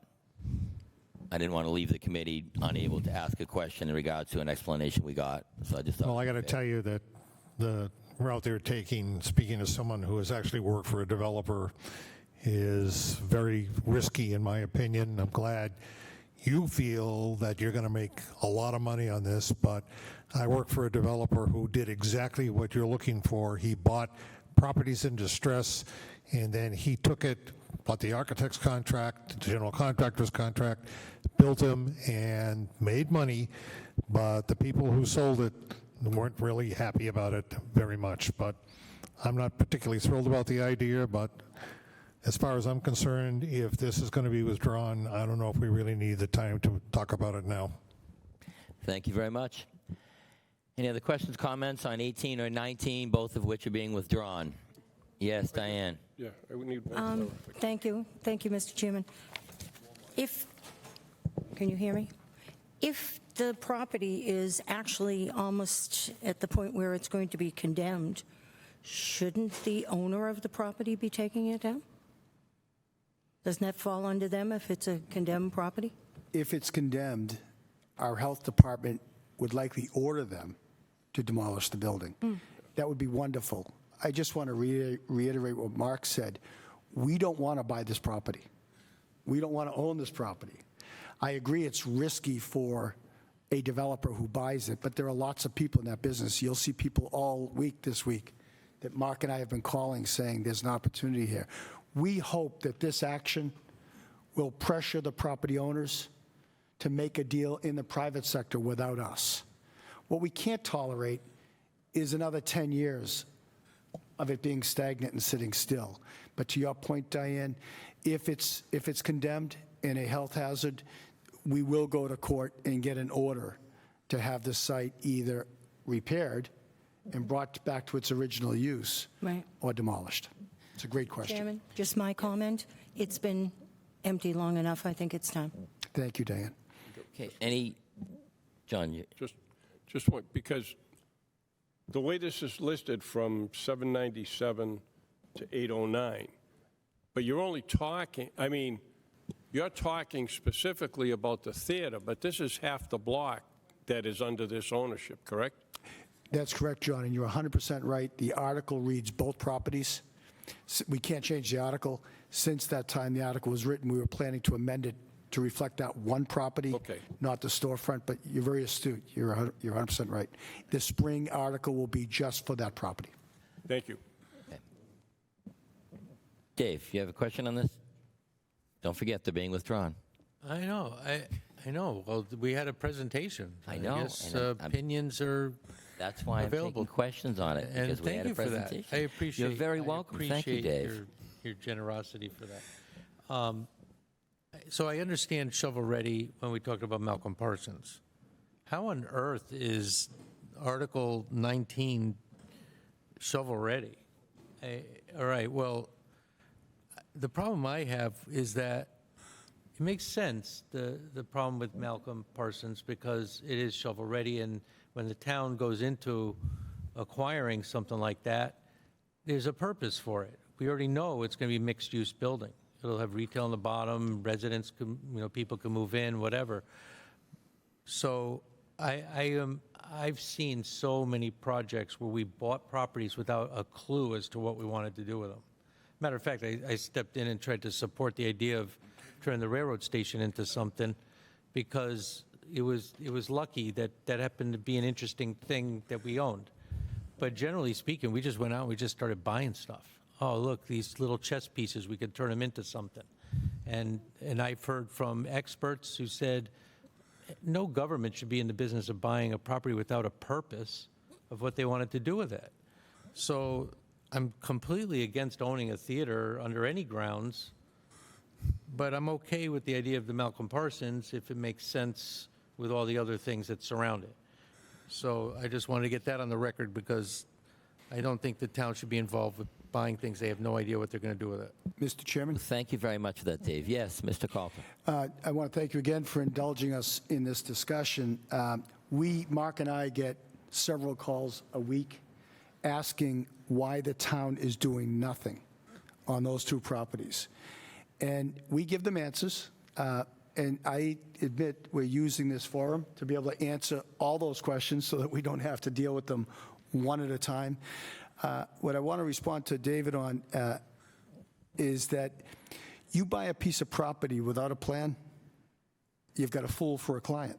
There's no question about it. I think I said many times, before taking it, we will seek citizens' input as to what should be on that site. I'm talking about the State Theater. The reason it's a safe bet, and David, I know you love details. I'll give you a dozen towns that are doing this very successfully. They're controlling their own destiny. Stoughton should control its own destiny. We would not take it and flip it. We've got an extraordinary engineering department. The value comes not in the land, although it's valuable because of where it's located downtown. The value is in entitling the property. If we take the property and we tear it down and we go through, with Mark's leadership, permitting it, engineering, design, all in-house. Now you've got an entitled, permitted property, which is where Malcolm Parsons is right now, an entitled, permitted property. Now you've got a property that has value times X because of the entitlement. Nobody wants to buy raw land that's going to take them a year to permit and entitle it. If you've got a shovel-ready project, you've got a different set of plans. And we sell it with the town of Stoughton's best interests in mind. In other words, we put it out for the bid to bid what we have designed and permitted, not what they want to do with it. So again, we're controlling our own destiny. Stoughton has to stop being a victim of others. This is controlling your own destiny. All right, thank you very much for that. Any other questions, comments from the committee on Article 18 or 19? Elliot, you have a question or comment on this? I do, thank you, Mr. Chair. Who are the principals, who owns the town, the theater, and if it's a corporation, who is the principals in that corporation? It's owned by an older gentleman of Greek heritage who speaks broken English, but we've had some pretty good dialogue and we understand each other. He lives on the North Shore. He doesn't live here. I get the sense, he has not told me, that this is a tax haven. It's a passive investment where he writes off the losses. He's paying some pretty substantial taxes every year on it. He's got a portfolio of properties that I'm sure he's making a lot of money on. He has no interest, by his words, no interest in investing in this site. It will sit there for another decade.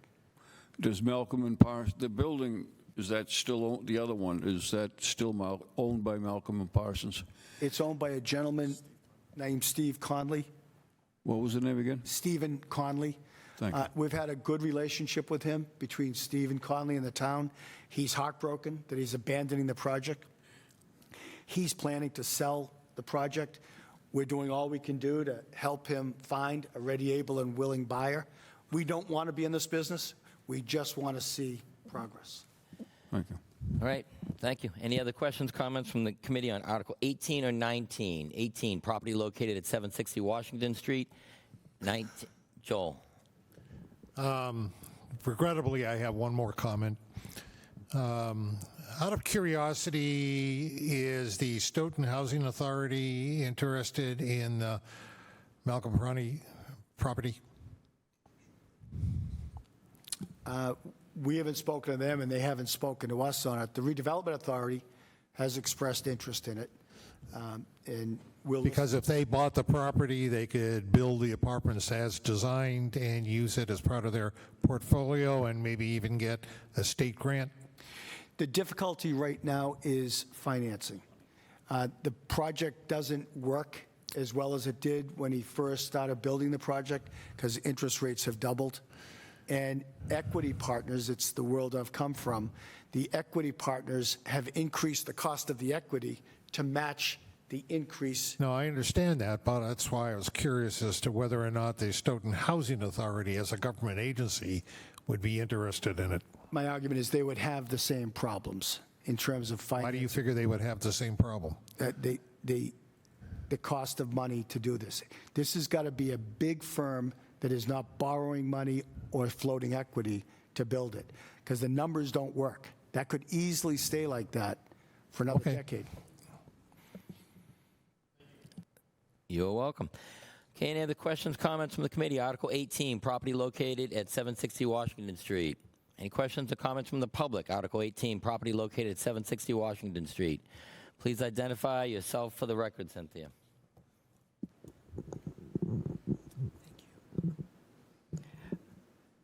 Cynthia Walsh, 1096 Park Street. If the Board of Health condemns a building and the owner doesn't do anything, then the town has to demolish. And then, of course, they can send the bill to the owner. But that's a rather lengthy process. The same with eminent domain.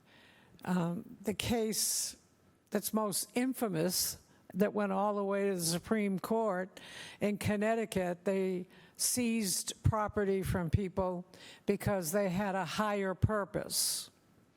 And the Supreme Court said, you can do that. You can condemn people's homes if you can prove the hotel you're going to build is going to bring in more tax dollars.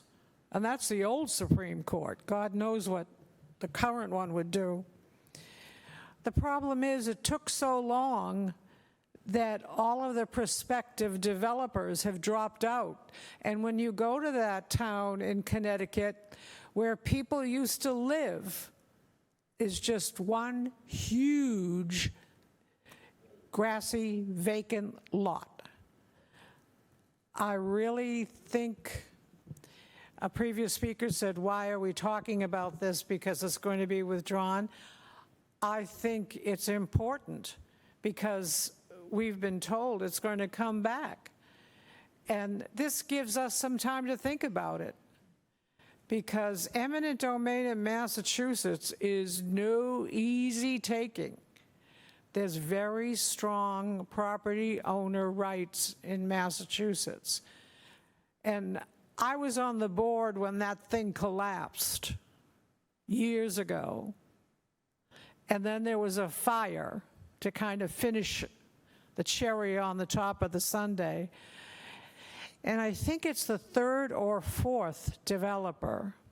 We had someone die, and then the person that inherited it died, and then the next person sold it to this person.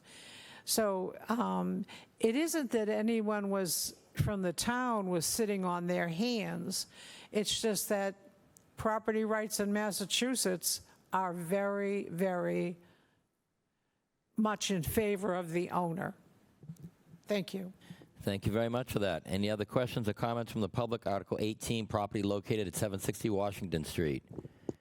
Any questions or comments from the committee? Article 19, property located at 797 to 809 Washington Street.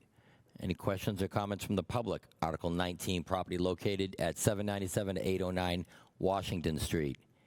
Hearing none, we will go to the next item on the agenda, Article 10. Thank you very much, Town Manager Coulter. Thank you so much, Mr. Chairman. For the explanation. Thank you. Article 10, purchase of 30 Porter Street property for town parking. Mr. Tisdale, would you like to cover this? Absolutely. Thank you. Thank you. Yeah, so I'd rather get in front of all some things before we start discussing the project. First of all, the property is owned by a former town manager in town. Okay, so you've had that out there. It's you get the politics and all that kind of thing, and he is a friend of our current town manager. So let's just get that out. Okay, so our current town manager is not here because he's been friends with him for years, and the person who owns that was a town manager. Okay, to me, none of that really matters for my presentation to you tonight to explain what we can do with the property. That's my expertise. I'm an engineer. That's my background. We helped out drawing a conceptual plan that I think you have in front of you tonight. So to me, I always get the politics and all that out of these things when I'm explaining articles because I'm not a politician. I'm an engineer by trade. So with that said, the article is for $440,000 to purchase 30 Porter Street. It's the property next door to Town Hall, right over here. It has a house on it. It's a house in very bad shape. I'll just let you know that there are issues with the house. We're not looking to utilize the house. We're looking to actually construct approximately 20 parking spaces with the acquisition of that parcel. I'll get into the benefits of that in a second, but on the 20 parking spaces, notice I said with the acquisition. It's not 20 parking spaces on the property, it's 20 parking spaces because we can acquire the property. Because we're going to utilize some area on the side of the town hall that's really not efficiently utilized currently. There's a dumpster over here. There's actually 2 striped spaces, but you can't park in one of them if there's a dumpster there. Honestly, to 2 of them, you probably have to move the other car when you pick up the dumpster. So essentially, those 2 are eliminated, and then there's 2 more striped on the other side of the drive aisle that we have. And unfortunately, I do park on that drive aisle a lot. And if you don't close your mirrors, you got a good chance of getting them swiped because it's a non-compliant drive aisle. The parking spaces are probably narrower than they're supposed to be. And honestly, looking at the GIS and the information we have, the parking space, there might be a portion of those parking spaces on the property we're trying to acquire, maybe a foot or 2. But that'll be figured out once we do a survey on the property, if the town wants to move forward in that direction. So as you can see, possibly we have no usable parking spaces at Town Hall on that side. Parallel parking spaces, as you know, which are the parking spaces I'm referring to over here, are very unusable as parking spaces. You have to construct them larger than a normal parking space. They're longer because you have to go forward and backwards to get out several times. And with our parallel parking spaces, probably about 10 times to get out of them because they're just difficult. What this project will do will actually create a nice conforming drive aisle on the side of Town Hall with perpendicular parking spaces on each side, just like you see in our back parking lot at Town Hall. That parking lot, you drive in, it's easy to come in, you turn left or right to go into a parking space like you do in any shopping plaza or anything like that, and you back out and you leave. So you're actually able to get approximately 20 parking spaces over there by acquiring that piece of property. What that does, there's a couple benefits to doing that. One, first of all, and it's a selfish benefit, I'll be honest with you, is sometimes I don't like walking from that back parking lot to Town Hall when it's the winter. But that's more of a me thing, so let's cross that one off the list. The municipal parking lot has a couple potential uses in the future if we do move parking spaces. I'm skipping around a little bit here, but let me just back up. There's about 5 inspection vehicles that we park in that parking lot, approximately 5. There's at least 5 to 10 employees that park back there, for sure. And then once in a while, I'm sure there's somebody who does business in town that can't find a parking spot around Town Hall or on the street, and they park back there. So the 15 to 20 parking spaces is a need near Town Hall. There's a lot of employees that do not want to park in the back parking lot, and they take up an on-street parking space, and they have to move their car every 2 hours. Okay, so now we're utilizing parking spaces on streets that should be utilized by the businesses on the streets. So by moving those 20 parking spaces close to the Town Hall, you open up that parking lot for a couple reasons. There's been a lot of discussions that our next, from a town standpoint, next large capital building project would be a police station. Expanding the police station on that property, we've come up with preliminary plans when we're looking at a public safety building. It can be done, but you need to utilize that entire parking lot over there to do it. So renovating and expanding a police station obviously makes more sense than trying to find a brand new piece of property somewhere and building a new police station to replace the police station that we just built about 20 some odd years ago. So renovating, expanding that makes sense, and having that whole parcel of land next to it with a municipal parking lot is a checkbox. You're allowed to do that because now you don't need parking spaces there for municipal employees or inspection vehicles. Now, if you don't agree with the police station option, because some people, oh, we don't want to do the police station, or we don't want it there, we want it somewhere else. I mean, we've talked about armories and different locations. Then the other option is if you're moving the police station to a different spot, that opens up that spot for economic development purposes for the private sector. So if you're selling that building off, and you can also associate the abutting parking lot with all that area, because we wouldn't need it anymore, you have a much larger area for economic development purpose. So there's 2 large benefits depending on which perspective you have on that project.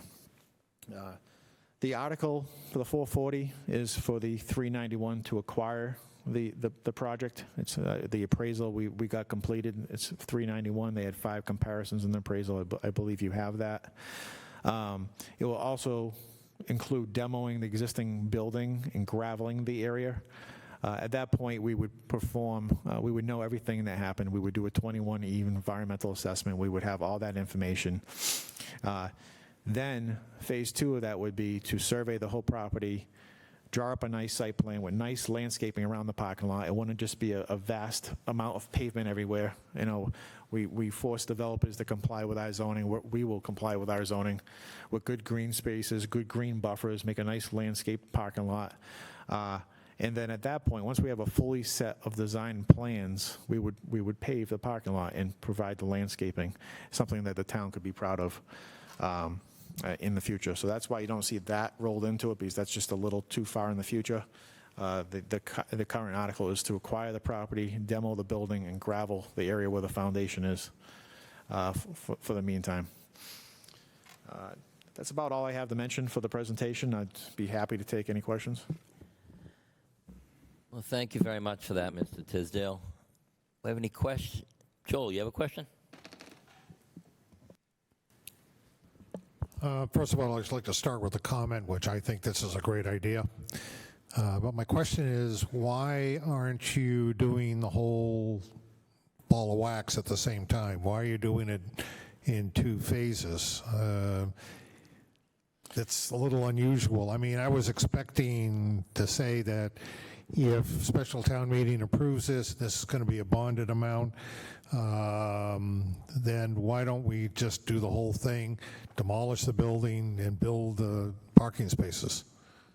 That's a great question, Joel. I appreciate it, because I'm sure that's on the minds of a few other people here. I mean, just like I've tackled articles in the past for engineering projects that are going to eventually get built, I like to do the design first. I think you've seen the track record for that. So I'm going to town meeting without a big number, because I'm estimating this and that and ballparking this and that. Oh, I might say there's going to be 30 trees, but maybe there's only 10, or maybe the pavement's going to be 5 inches, or it's going to be 3 inches, because there's a lot of unknowns with that. And then you come to town meeting with this article that is so much more money than it needs to be. Is if you just spent money on the design, got it fully designed and permitted, now you know exactly what that cost is. So that's the idea behind it. Is we didn't want to hide it. Obviously, you got to do it, but I think it's smarter to do the design, get it bid on, and then come back to town meeting with a bid, as opposed to something that's just, double the price it's supposed to be. All right. Mark, you have a question on this? Yeah, I got a couple questions. Is there a right-of-way for 2628 Porter through that property? Yeah, that right-of-way would be maintained. It's on the side of the property. Any easements, because it's a parking lot now, as you can imagine. Yeah, but there won't be a curb, so that then they'll be parking in our parking spaces. What's going to keep the them access, from that? the easement will still be allowed. It's a general easement for access to the abutting property. We can allow that if it's a parking lot. Okay, and then my next question is, the appraisal was for 391, I believe, and you're going with 440. Yep. Why are we going above the appraisal and not at the appraisal? That's a good question, Mark. Just to kind of recap it, the 391s to acquire it, and then the part 2 of that is we're going to raise the building, demo it, and fill in the area with gravel. So that would be the difference. Rolled into that would be like a 21E environmental assessment. Please note that when we do a 21E environmental assessment, that would be a condition of the purchase and sales. We would not buy something if there's 100 oil tanks on the ground that are spilling everywhere. But we would know that after the environmental assessment. So then what's... That was a joke, by the way. There's not 100 oil tanks here. So what's the actual cost of buying the building? Because if the appraisal is 391, that's only leaving you $49,000 to do all that other stuff. So Yeah. what's the actual So thanks to our, it's a fantastic question. Thanks to our procurement officer, Fran, she did reach out to several contractors and got quotes, verbal quotes from them for the demo, graveling of the foundation. They range from $30,000 to $60,000. So we should have more than enough funds to demo that building and gravel it. Okay, thank you. Okay, you good, Mark? Okay. Well, you can ask other questions later. Any other questions or comments? Jonna, you have a question on this? Through you, Vaughn, I just was curious. I know you already addressed that the easement is going to be there, but is the easement appurtenant, run with the land? Or is it just you're saying this and it's just, I just want to know if it was appurtenant. The easement. Permanent easement? Appurtenant, it runs with the land? Yeah, it does. So it runs with the land. It's just an access easement to get in back of our building from one property to the other. Okay. The way we designed this parking lot, that easement will not be needed, but it can still be there on paper, and it's a parking lot. So as you can imagine, you can travel across the parking lot to get to the other property. We can design it in a fashion that makes sense. Thank you. Okay, any other questions? Dave, you have a question on this? Yeah, I do. Thank you, Vaughn. You're very welcome. Pardon? I said you're very welcome, Dave. Appreciate Say it again? You're very welcome, Dave. Yeah, so I guess I might be a little bit confused about this because I'm looking at the appraisal, and everywhere I read in this, it doesn't talk about a parking lot as being the highest and best use, but the number, because it's not talking about a parking lot anywhere within the appraisal, I have to assume that the number was established based on the highest and best use, which is commercial development or redevelopment. So why are we not only paying the $391, but on top of that, why are we paying for the demolition? And by the way, just to add to the whole threaded thought process I have is that from what I've seen about this building, it probably is another building downtown that needs to have an X on it because it should be abandoned and condemned. So why isn't this building condemned? I guess that's a bigger question. What does it take to be condemned? But, but in the meantime, we have the highest and best use, but it's not even, our purpose has nothing to do with the highest and best use. So we're not only paying top dollar based on highest use, we're also paying for the demolition on something that should be condemned. So I'm just wondering about the numbers that went into the article. And that's a good question, Dave. I can partially answer it, I think. The highest and best use is very common for appraisals. That's pretty much the standard practice, right? On this particular project, I believe they have 5 comparisons on the properties of similar nature. A couple of them, not quite sure I agree with them, but there's 5 total. The highest and best use for us is a parking lot. So they're not going to value it for just us. They're going to value it on what the private sector would buy it at. And that's pretty standard operating procedure. Okay, through you, Vaughn. So you're saying that the market is desirous of a building that looks like it should be condemned in that spot for commercial development and redevelopment? I don't know. I mean, it's been there for a long time, right? Well, again, I'm not an appraiser.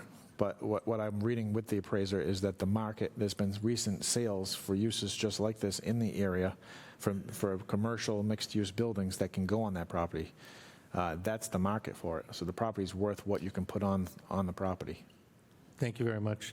I'm all set. Thank you. You're welcome. Any other questions or comments? Elliot, you have a question on this? I do. That comes out to about $22,000 per parking space. Were you thinking of putting parking meters in there, or is this going to be strictly for town employees? And how is this going to change? What is this parking space going to be when you get the post offices moving and you're going to have a lot of space there, or reducing the size of the post office? So tie all these things together for me, if you would. Yep. First of all, from a parking space standpoint, It will be mostly for municipal use during the normal work week, right? So employees, inspection vehicles would be parked there. And I apologize. I always feel like I'm facing this way, and I'm leaving you guys in the dust over here. So now I'm going to face this way. All right. So, all right. Sorry. For the rest of the night, you should aim this. So with that said, so you got the parking spaces over there, and you asked the question, so now I feel like I'm torn. Now, I got to go back this way temporarily. So we construct the parking spaces during the day. It's used during the week. It's used for municipal purposes. At nighttime, it can be utilized like the other municipal parking spaces in the area, like at the rec center or at the depot. They can be utilized for whoever wants to use it for a 2-hour period. So it has a mixed use. Not that we allow it, but we do allow it. Like the people next door over here, the apartment building, they do use our parking lot in the morning time. Not that it's allowed, not that we permitted it that way, but they allow it. They don't interact with our use. They're usually out by 8 in the morning. Employees are coming in between 8 and 8:30. So you may have a little overlap like that. But generally, you'll get the use of the private sector of the parking spaces at nighttime, which is the goal of the downtown. The other parcel you're referring to, that's planned to be in a green space, an open space. That's in the master plan. So there won't be additional parking spaces over there. So actually the pavement that's in back of the post office would be removed and it would be more of a park atmosphere over there.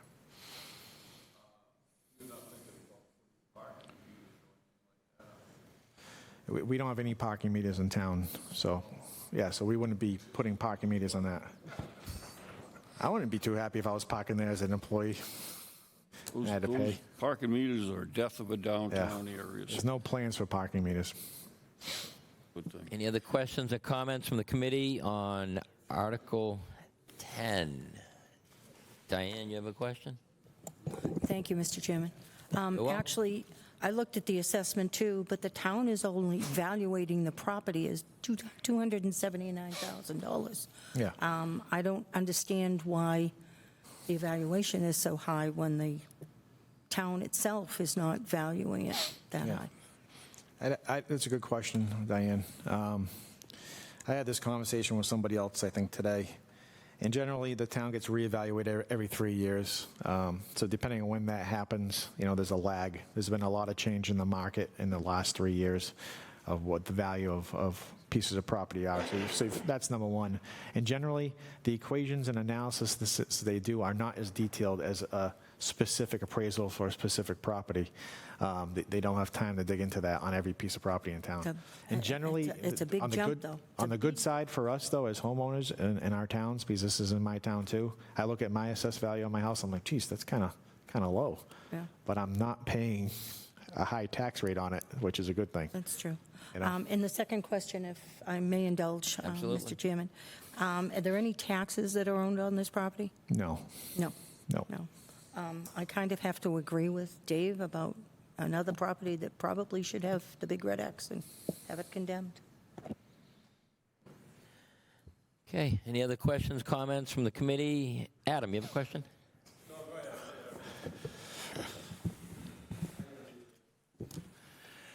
Yeah, so kind of based on what Elliot was saying there, it's, $22,000 a parking spot is a tremendous amount of money. So, I'm trying to think, in my head, it would be like the municipal lot or, how many employees in here do you have that work at town hall that need these parking spaces and kind of do the math from there. But is the MBTA lot reasonable if you buy parking passes for employees? I know you didn't want to walk to the municipal lot. That's a little bit further, I think, but what other options are out there? Because this is a tremendous amount of money for a parking lot. So, Adam, I do want to squash this. We're not building this parking lot just so municipal employees don't have a long walk. Okay, so the real benefits are for what I mentioned before, where the value is not necessarily in the parking space. Although if you look at values of parking spaces in areas surrounding Boston, that you'd be surprised at how much a parking space goes for. It's in that range. But on the sidetrack is what it does is it opens up that piece of property where we currently park to be much more valuable than $20,000 a parking space for economic development purposes or for the use of expansion of our police station. if we couldn't use that piece of land to expand our police station, think about the amount of money we'd have to spend on a piece of land somewhere else in town. Either one we have with a building that we'd have to demo, which would be much more than the $20,000 per parking space, or just buying another piece of property. So I personally feel, just from my standpoint, that police station should be renovated and expanded. We just built the thing like 20-something years ago. It's just chaos to go through this whole site selection process again, and we just had a fun experience going through that with another project. I'd really like to keep it right over here if possible. So. Okay, you good, Adam? Okay. Any other questions or comments from the committee on Article 10? Laura, you have a question or anything? No? Vice Chairman Anzavino, do you have a question on Article 10? Well, thank you, Chairman Anokian. I appreciate your indulging me here. Good evening, Mr. Tisdale. And yes, we have spoken a little bit, so you know where I'm coming. And a number of the things have been brought up. Now, you mentioned the price you're asking for town meeting is $440. And if the assessment's $391, as another member mentioned, you know, that's only leaving you $49,000. We had an estimate from the appraiser who put the demolition around 16, but now we've had the procurement go out and get verbals from 30 to 60. And then there's also a 21E.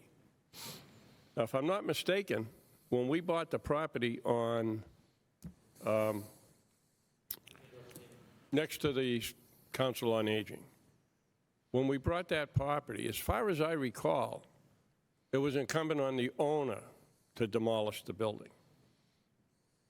Now, I'm not in the business, but if you're looking at the high end at 60, you've already gone past the money you've asked for. You said you'll do a 21E on this.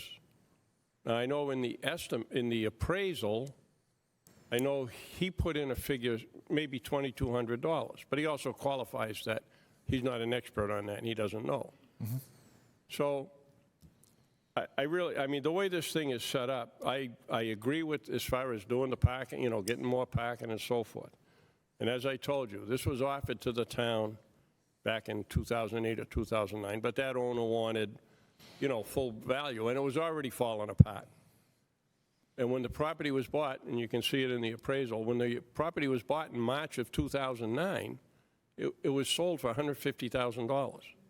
Nothing has been done to that house for 15 years. And if you look out the side that's facing here, the whole fascia board on that side is gone. It's wide open. The power has been cut. I'm sure the other utilities are off, or I'm assuming they're off by now, otherwise the water would have popped. After the meeting we had here on Friday with the town manager and so forth, Mr. Anokian and I and another member, or another person, just took a walk around the property because we were just kind of curious.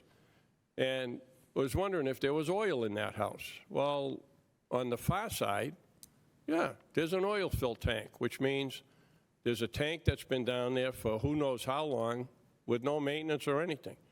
Do we have any idea if there's been any leak in there? There's a reason the appraiser didn't go in this house.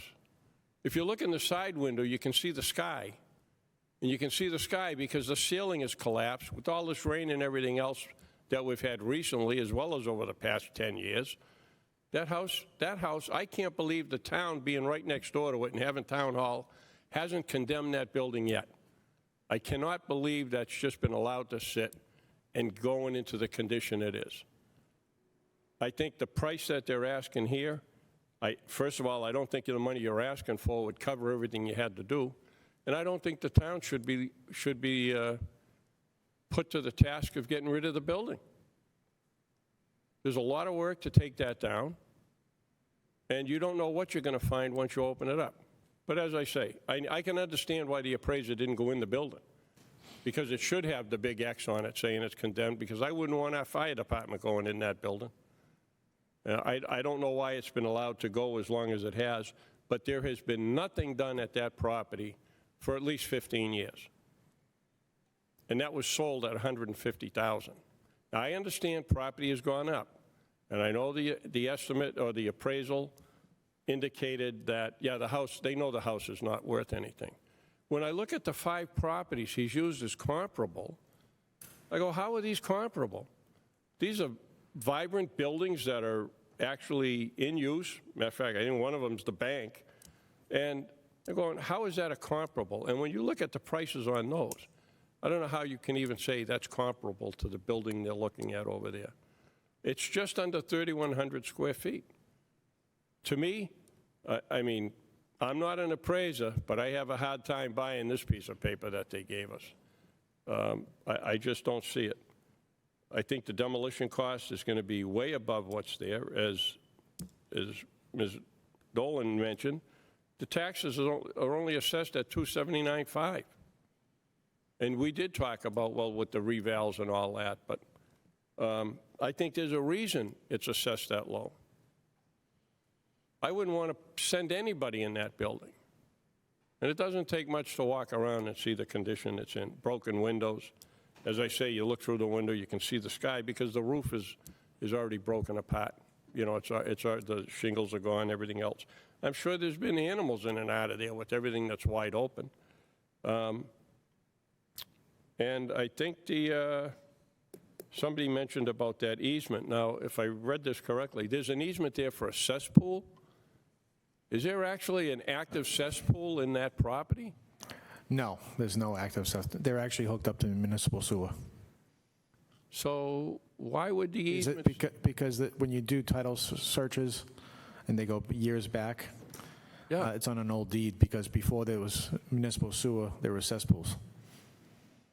So there's no way to get rid of the easement? I was just surprised to see it was there. I'm not really. That's why I'm not concerned about the easement. I was surprised to read that it was an easement for a cesspool. Yeah. But anyway, I know, we've had our talks and so forth, and there's no way I would support this article for the money they're looking for. And I don't think the money that they're asking for is going to cover the cost. If you're paying $391 for that building, I think you're going to go much higher than the $49,000 that's left to do the 21E properly. I don't know how you do a 21E if you can't get in the house. So all that would have to be a condition of the purchase and sales. Like I said, that would be the first thing. We would never buy a property that's contaminated. The 21E for $2,500, we would get done first. If there's issues, we back out. How could you have that done if they can't get in the basement of that house? It would have to be a condition that we're allowed to get everywhere. No, I'm saying, if you look at it, you have your building inspector or the Board of Health look, and you tell me they'd allow an employee or anybody else to actually go in that house to do any work. Like I say, there's a reason this guy did not go in that house. And all you have to do is look. As I say, the side window, you can see the light coming through the roof, and you can see that because the ceiling's not there. It's collapsed. All the water we've had, even over the past few weeks, I don't know what conditions inside there, but I wouldn't want anybody going in it. I mean, I think you have a good point, John. It's valid. On a small structure like this, I mean, again, it's not my full expertise for full disclosure, but on a small house like this, when they demo it, they consider the whole thing hot, and they encapsulate it, and they enclose it, and it goes in a dumpster. It's when you're renovating an existing building or doing a building project where it becomes a big deal because now you got to get into the caulking and every little thing because you got to rip it out. When you're demoing and removing a whole building, it's not a huge cost, if you can believe it. But in order to demo it, you have to find out if there's any oil in that tank or if the tank is giving way. Part of the analysis. Anyways, I have my serious concerns about the amount that they're looking for to do this, especially when you look at the history to it, the last sale that was done. And like I said, I look at these comparables, and I'm going, how do you put those as comparables? I mean, I know he's the appraiser, but I look at the properties he's got here, and I'm going, and it's on page 40, and they list them all. I don't know how they actually look at that and say that's comparable. That's a comparable we use to get the value of this house. Yeah. I mean, these are commercial buildings. They're active. They're in use. I don't know. Like I said. Mr. Tisdale? I kind of think. I mean, I can't disagree with a lot of what you said. I mean, I'm not an appraiser. And they're qualified professionals. Maybe we're off by 50,000. I don't know. I mean, what the number is. I don't think it's going to be 100,000. But whatever it is, maybe it's off by a little bit. I don't know. I trust the appraisals and the consultants we use in this town. But say we even lose a little bit of money on that. Let's just say we do that. It's more, I got to say, it's more than just that piece of property. It's about the other property and having that open for either future expansion of the police station. I would hate to come here 3 years or 5 years from now and say, well, we can't expand that police station because we have a need for that parking lot, because we don't have anywhere near town hall. And now that everybody's walking from the rec center to town hall to do business, even people who do business in town hall, because there's no other parking spaces nearby. So to me, it's more of a big picture thing. I mean, maybe you lose a little bit over here, but you gain a lot over there for economic development purposes or for the expansion of a police station. Thank you, Mr. Chairman. You're very Thank welcome. you, Mr. Tisdale. Any other questions or comments? Joel, you have a question on this? Article 10. Yeah, I'm not up on the state procurement laws, but as I recall, you're not supposed to be able to pay, or you shouldn't be paying more than the assessed value that the appraised value of the property. So if the appraised value of the property is $391,000 and the owner comes back and says, I want $600,000, you legally can't really do anything, is my understanding, okay? But it's also my understanding that you could pay less. So if the owner comes back and says, yeah, there's a lot of problems with it, the 21E is a problem and a few things like that, I'll take $300,000, you should be able to negotiate that. Is that your understanding too? That is my understanding, but just to clarify, we wouldn't be paying more than the appraised value. The article's for more because we would have to do. No, I understand that. That I understand, okay? But when it comes for the actual cost of the property, you can pay less than the appraised value. Is that correct? I believe you can negotiate it. Yes, okay. Unless you're, never mind. I was going to say something about something else, but I won't. Just, can I address one thing he brought up? Sure, Mr. Enzavino. If you go through this appraisal, Joe, you'll see a statement in there that the owner of the property has offered this to the town for $400,000. So just a point of information. I know it's a big appraisal, and I know we didn't get the full one until today, but it is what it is. It was in the original one too, but that statement is in there from the appraiser. Okay, any other questions, comments from the committee on Article 10? Well, I have a question here. On page 5 of the appraisal, the second to last bullet point, it says the appraiser recently performed a rental parking study for this property. No other prior appraisal or other services have been performed relating to the subject within 3 years of the engagement for this assignment. That rental parking study, was that done for the town? Not that I'm aware of. You know what I'm talking about on page 5? No, I see it, yep. Not that I'm aware of, to be honest with you. Okay. I had another question on this here. Just on that, for what your question, in this appraisal, he did, he mentioned he had done this, and in the same spot where he said the owner had offered this for sale, he had also brought up the point about just renting the space for parking. So I think that's why this appraisal was done, for parking. Well, that's why I was asking, because I know there's a mention of a discussion somewhere in here where I don't know if he offered it to the town hall to rent the space or something. It's in this appraisal. Yeah, I mean, I read through the whole appraisal. I didn't see any analysis like that in here. I just see that one bullet that you're reading, and I don't have a document that says he performed that. So. All right. Thank you. The other question I have is, there's been a lot of talk about the parking spaces. How many parking spaces are in the municipal lot now, right behind Town Hall? Oh, boy. 40 to 50 in that range, maybe.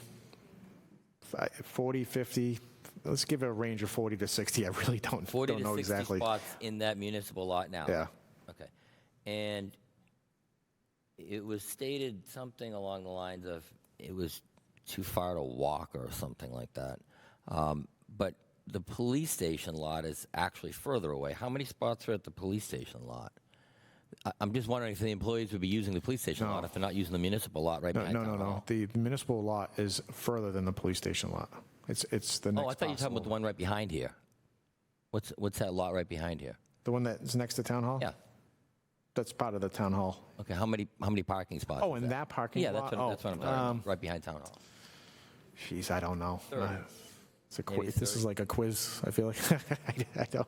Okay, so the municipal lot, 30? that's the one by the police station. There's 40 to 60 there, right? 40 to 60 there. Okay, so I get it. Non-compliant parking spaces, by the way. Okay, but there are, how many employees actually park over at the municipal lot by the police station? Well, it is a parking lot that I park in quite often, so I can verify at least 5 to 10 in that range. Okay. And then And then you have the inspection vehicles. the town acquire parking spots with the train station too? Did we get some lot? Right. spots So in them? there's 30 parking spots near the depot that are supposed to be allocated to whatever the use of the depot is in the future. So that was the purpose of acquiring those parking spots, because if we've got the depot, I was been around for a while, with no parking spots, that's really of no value for the town. So they needed at least 30 parking spots in case it was going to be rented out to another place or sold off or whatever we were going to do with it. It's only valuable if it has parking spots with it. So the town got parking spots with the train depot? Yeah. About 30 of them? I think it's 30, yeah. So if we have 30 there, 30 behind Town Hall, and say 40 over the municipal lot, that's up 100 spots right in that area? Roughly, yeah. I've got to make a point. It's not about town employees parking near the town hall. I think we're going down that rabbit hole. Oh, I'm just asking. I'm asking how many spots the town has. that's all. Personally, I actually park at the further parking lot because I like the small walk to think a few minutes before I walk in the building. But so it's not about town employees parking Just close asking to how the many town spots hall. there are already that are town spots. It's it's what's a little backstory. The building next to town hall that has an apartment building next to it, and Mr. Anzavino may know the story better than I do, but I guess there was an opportunity to buy that for pretty cheap money at one point in time, and we wouldn't even be having this conversation Way back. if we didn't miss that opportunity. So again, I'm not looking at it from a money standpoint. I'm telling you what we can do with it. It's really up to your board for your recommendation to town meeting to decide if it's a good deal. But if you really just focus on this one piece of property, your mind's going to say it doesn't make sense because you're looking at everything to do with this appraisal. You got to think of the big picture about what we're going to be doing with that police station. Okay. I was just kind of thinking about I think a previous speaker said $22,000 a spot or something like that. Yeah. Okay, any other questions or comments from the committee on Article 10, purchase of 30 Porter Street property for town parking? No other questions or comments from the committee? Okay. I told you I would find this. Eric, do you have any questions? No. Jonna? No. Adam, no. Did you find that spot? Any questions or comments from the public on Article 10, purchase of 30 Porter Street property You got one up for there. town parking? I wanted to give Mark this information. Cynthia, please identify yourself for the record. Cynthia Walsh, 1096 Park Street. The parking lot directly behind Town Hall was a rooming house that burned down, and one of our firefighters died in that fire. Now, we're talking about 20 years ago, and when it came before town meeting to buy, a town meeting member, the late, great Paul, stood up and made the argument that we were paying $15,000. That was 20 years ago. So 22 sounds like cheap money. All right, thank you very much for that. Any other questions or comments from the public on Article 10, purchase of 30 Porter Street property for town parking? No, I want to just... Mr. Anzavino, did you find that information? Yes, I did. Mr. Tisdale, if you will. On page 56, when the appraiser was talking about the applicable sale and transfer activity and so forth, in the comment there, he said, a sign on the property indicates the property may be for sale by owner. The client has indicated that the town would be interested in acquiring the property for a park. I think it's supposed to be parking, not a park, but the appraiser's understanding is that the owner has offered a price of $400,000 and also provided suggested rental terms if the town opted to rent the site for a period of time prior to buying the property. There are no other known recent transfers, which is kind of odd because when it was purchased in 2009, it wasn't by the owner, the current owners. So there was a transfer of property at some point after 2009. My understanding was it was just a property swap, but so he didn't find that, which, you know, I know about it, but because I know who the person was that paid the $150 for that. It was the same one that bought the house, the building next to it when they wanted to build that barroom. And anyway, that's where it was, page 56. That was the comment made. And that's why I think there was an appraisal done on that property by this guy to see what that was for parking, was for this purpose.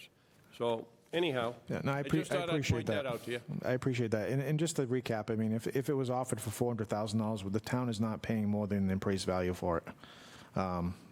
We just don't do that. And second of all, that we aren't renting parking spaces from him at all. This would be buying the property straight out. Right. Yeah. But I don't know why that's when the chair in there asked that way. about the statement in here on page 5, the bullet point that said he had looked at it for rental purposes. Right.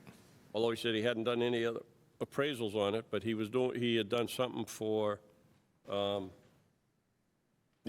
parking rental.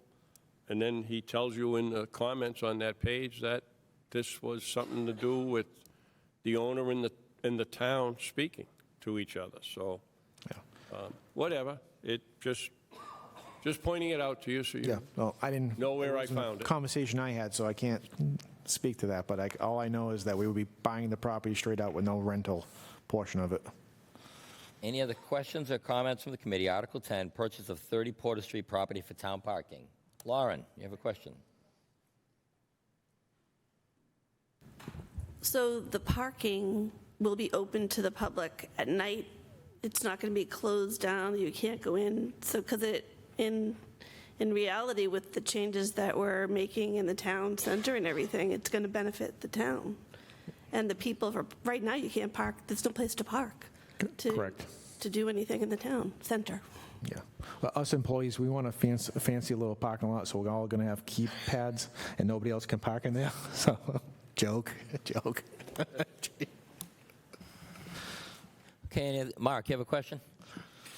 Yeah, to solve this whole problem, when we take over the post office, there's already a parking lot there. Why don't we keep the parking lot that is there and utilize that? Thinking of the big picture and futuristically Mark, that's wise. probably a 5-hour conversation. Probably a 5-hour conversation, big picture-wise, there's already a parking lot. But we don't have to do anything. I mean, Problem solved. that's your opinion, but there's many people who had input on what the master plan document came up with for a vision of that area. And I'm not going to tell you I agree or disagree. I'm just saying there's a vision, there's a plan that's been produced to make that a green space and not a parking lot. So the town's moving in that direction at this point. But we're all complaining about parking, and we're not going to utilize it for parking, where it's already a parking lot. We want to follow our plans that we have in place that have been vetted by the public, so. Hey, at one point... But it's big picture. Yeah. Like, why not utilize it for the big picture? Yeah. We can always rewrite the plan, can't we? Hey, at one point, your department put together a very nice presentation for the state about putting a parking garage in and taking care of the tracks and all that. And you remember the presentation because your team did it. I drew the plan myself. Yeah, and probably the last time I drew a plan. that was out there, and that was one component was moving the post office out of there to try and open that up. I mean, this has been going on for a while, and there's been a lot of plans done, and I think they were surprised when we told them we wanted to do that, whether they came through or not with South Coast, but. Yeah, if this scared them away to take a different You're route. not gonna, yeah. But anyways, there's been many things looked at, Mark, and that was one, with a $6 million project to put a parking garage in, move the police station, and split the parking garage with them. So was that 800 parking spaces for $6 million? Yeah, I think it was 800, what does that and math come we were out per gonna get parking so space? many, they'd get so many, which would take care of everything they give up next to around the depot and everything, and it was quite the plan if they ever followed through with it. It looked Does good. the committee have any more questions? Article 10, purchase of 30 Porter Street property for town parking.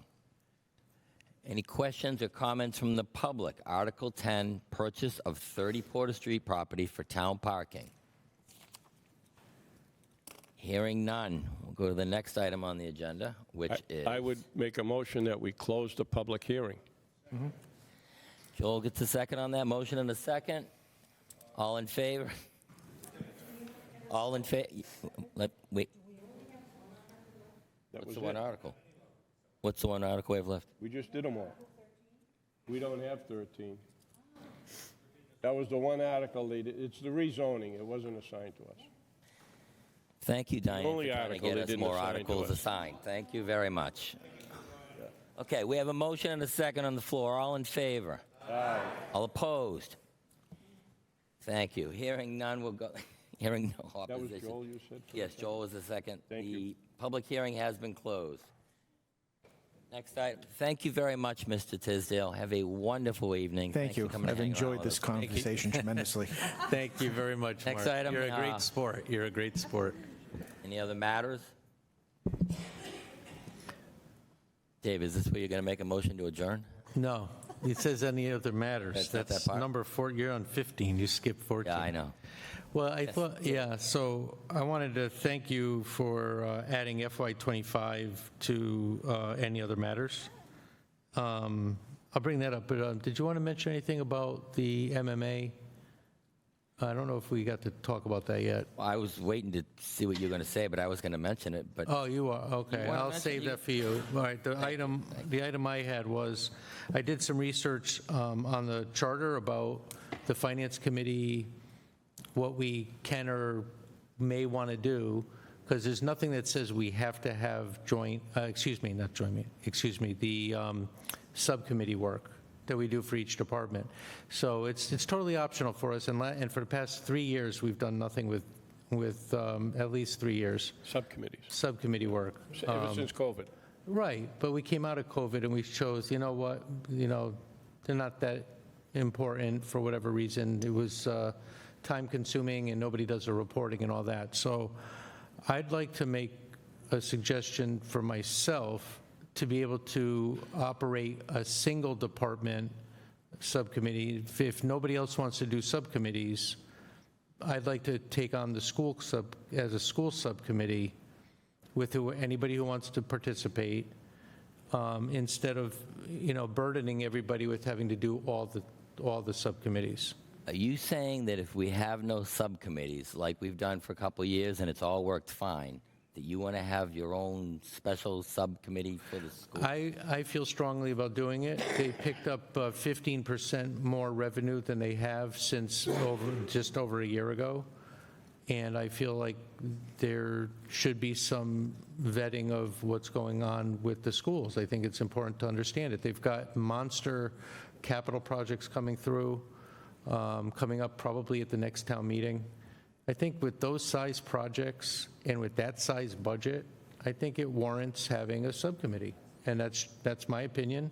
I'm one member on the Finance Committee with an option to be able to do it. So I'm just throwing it out there.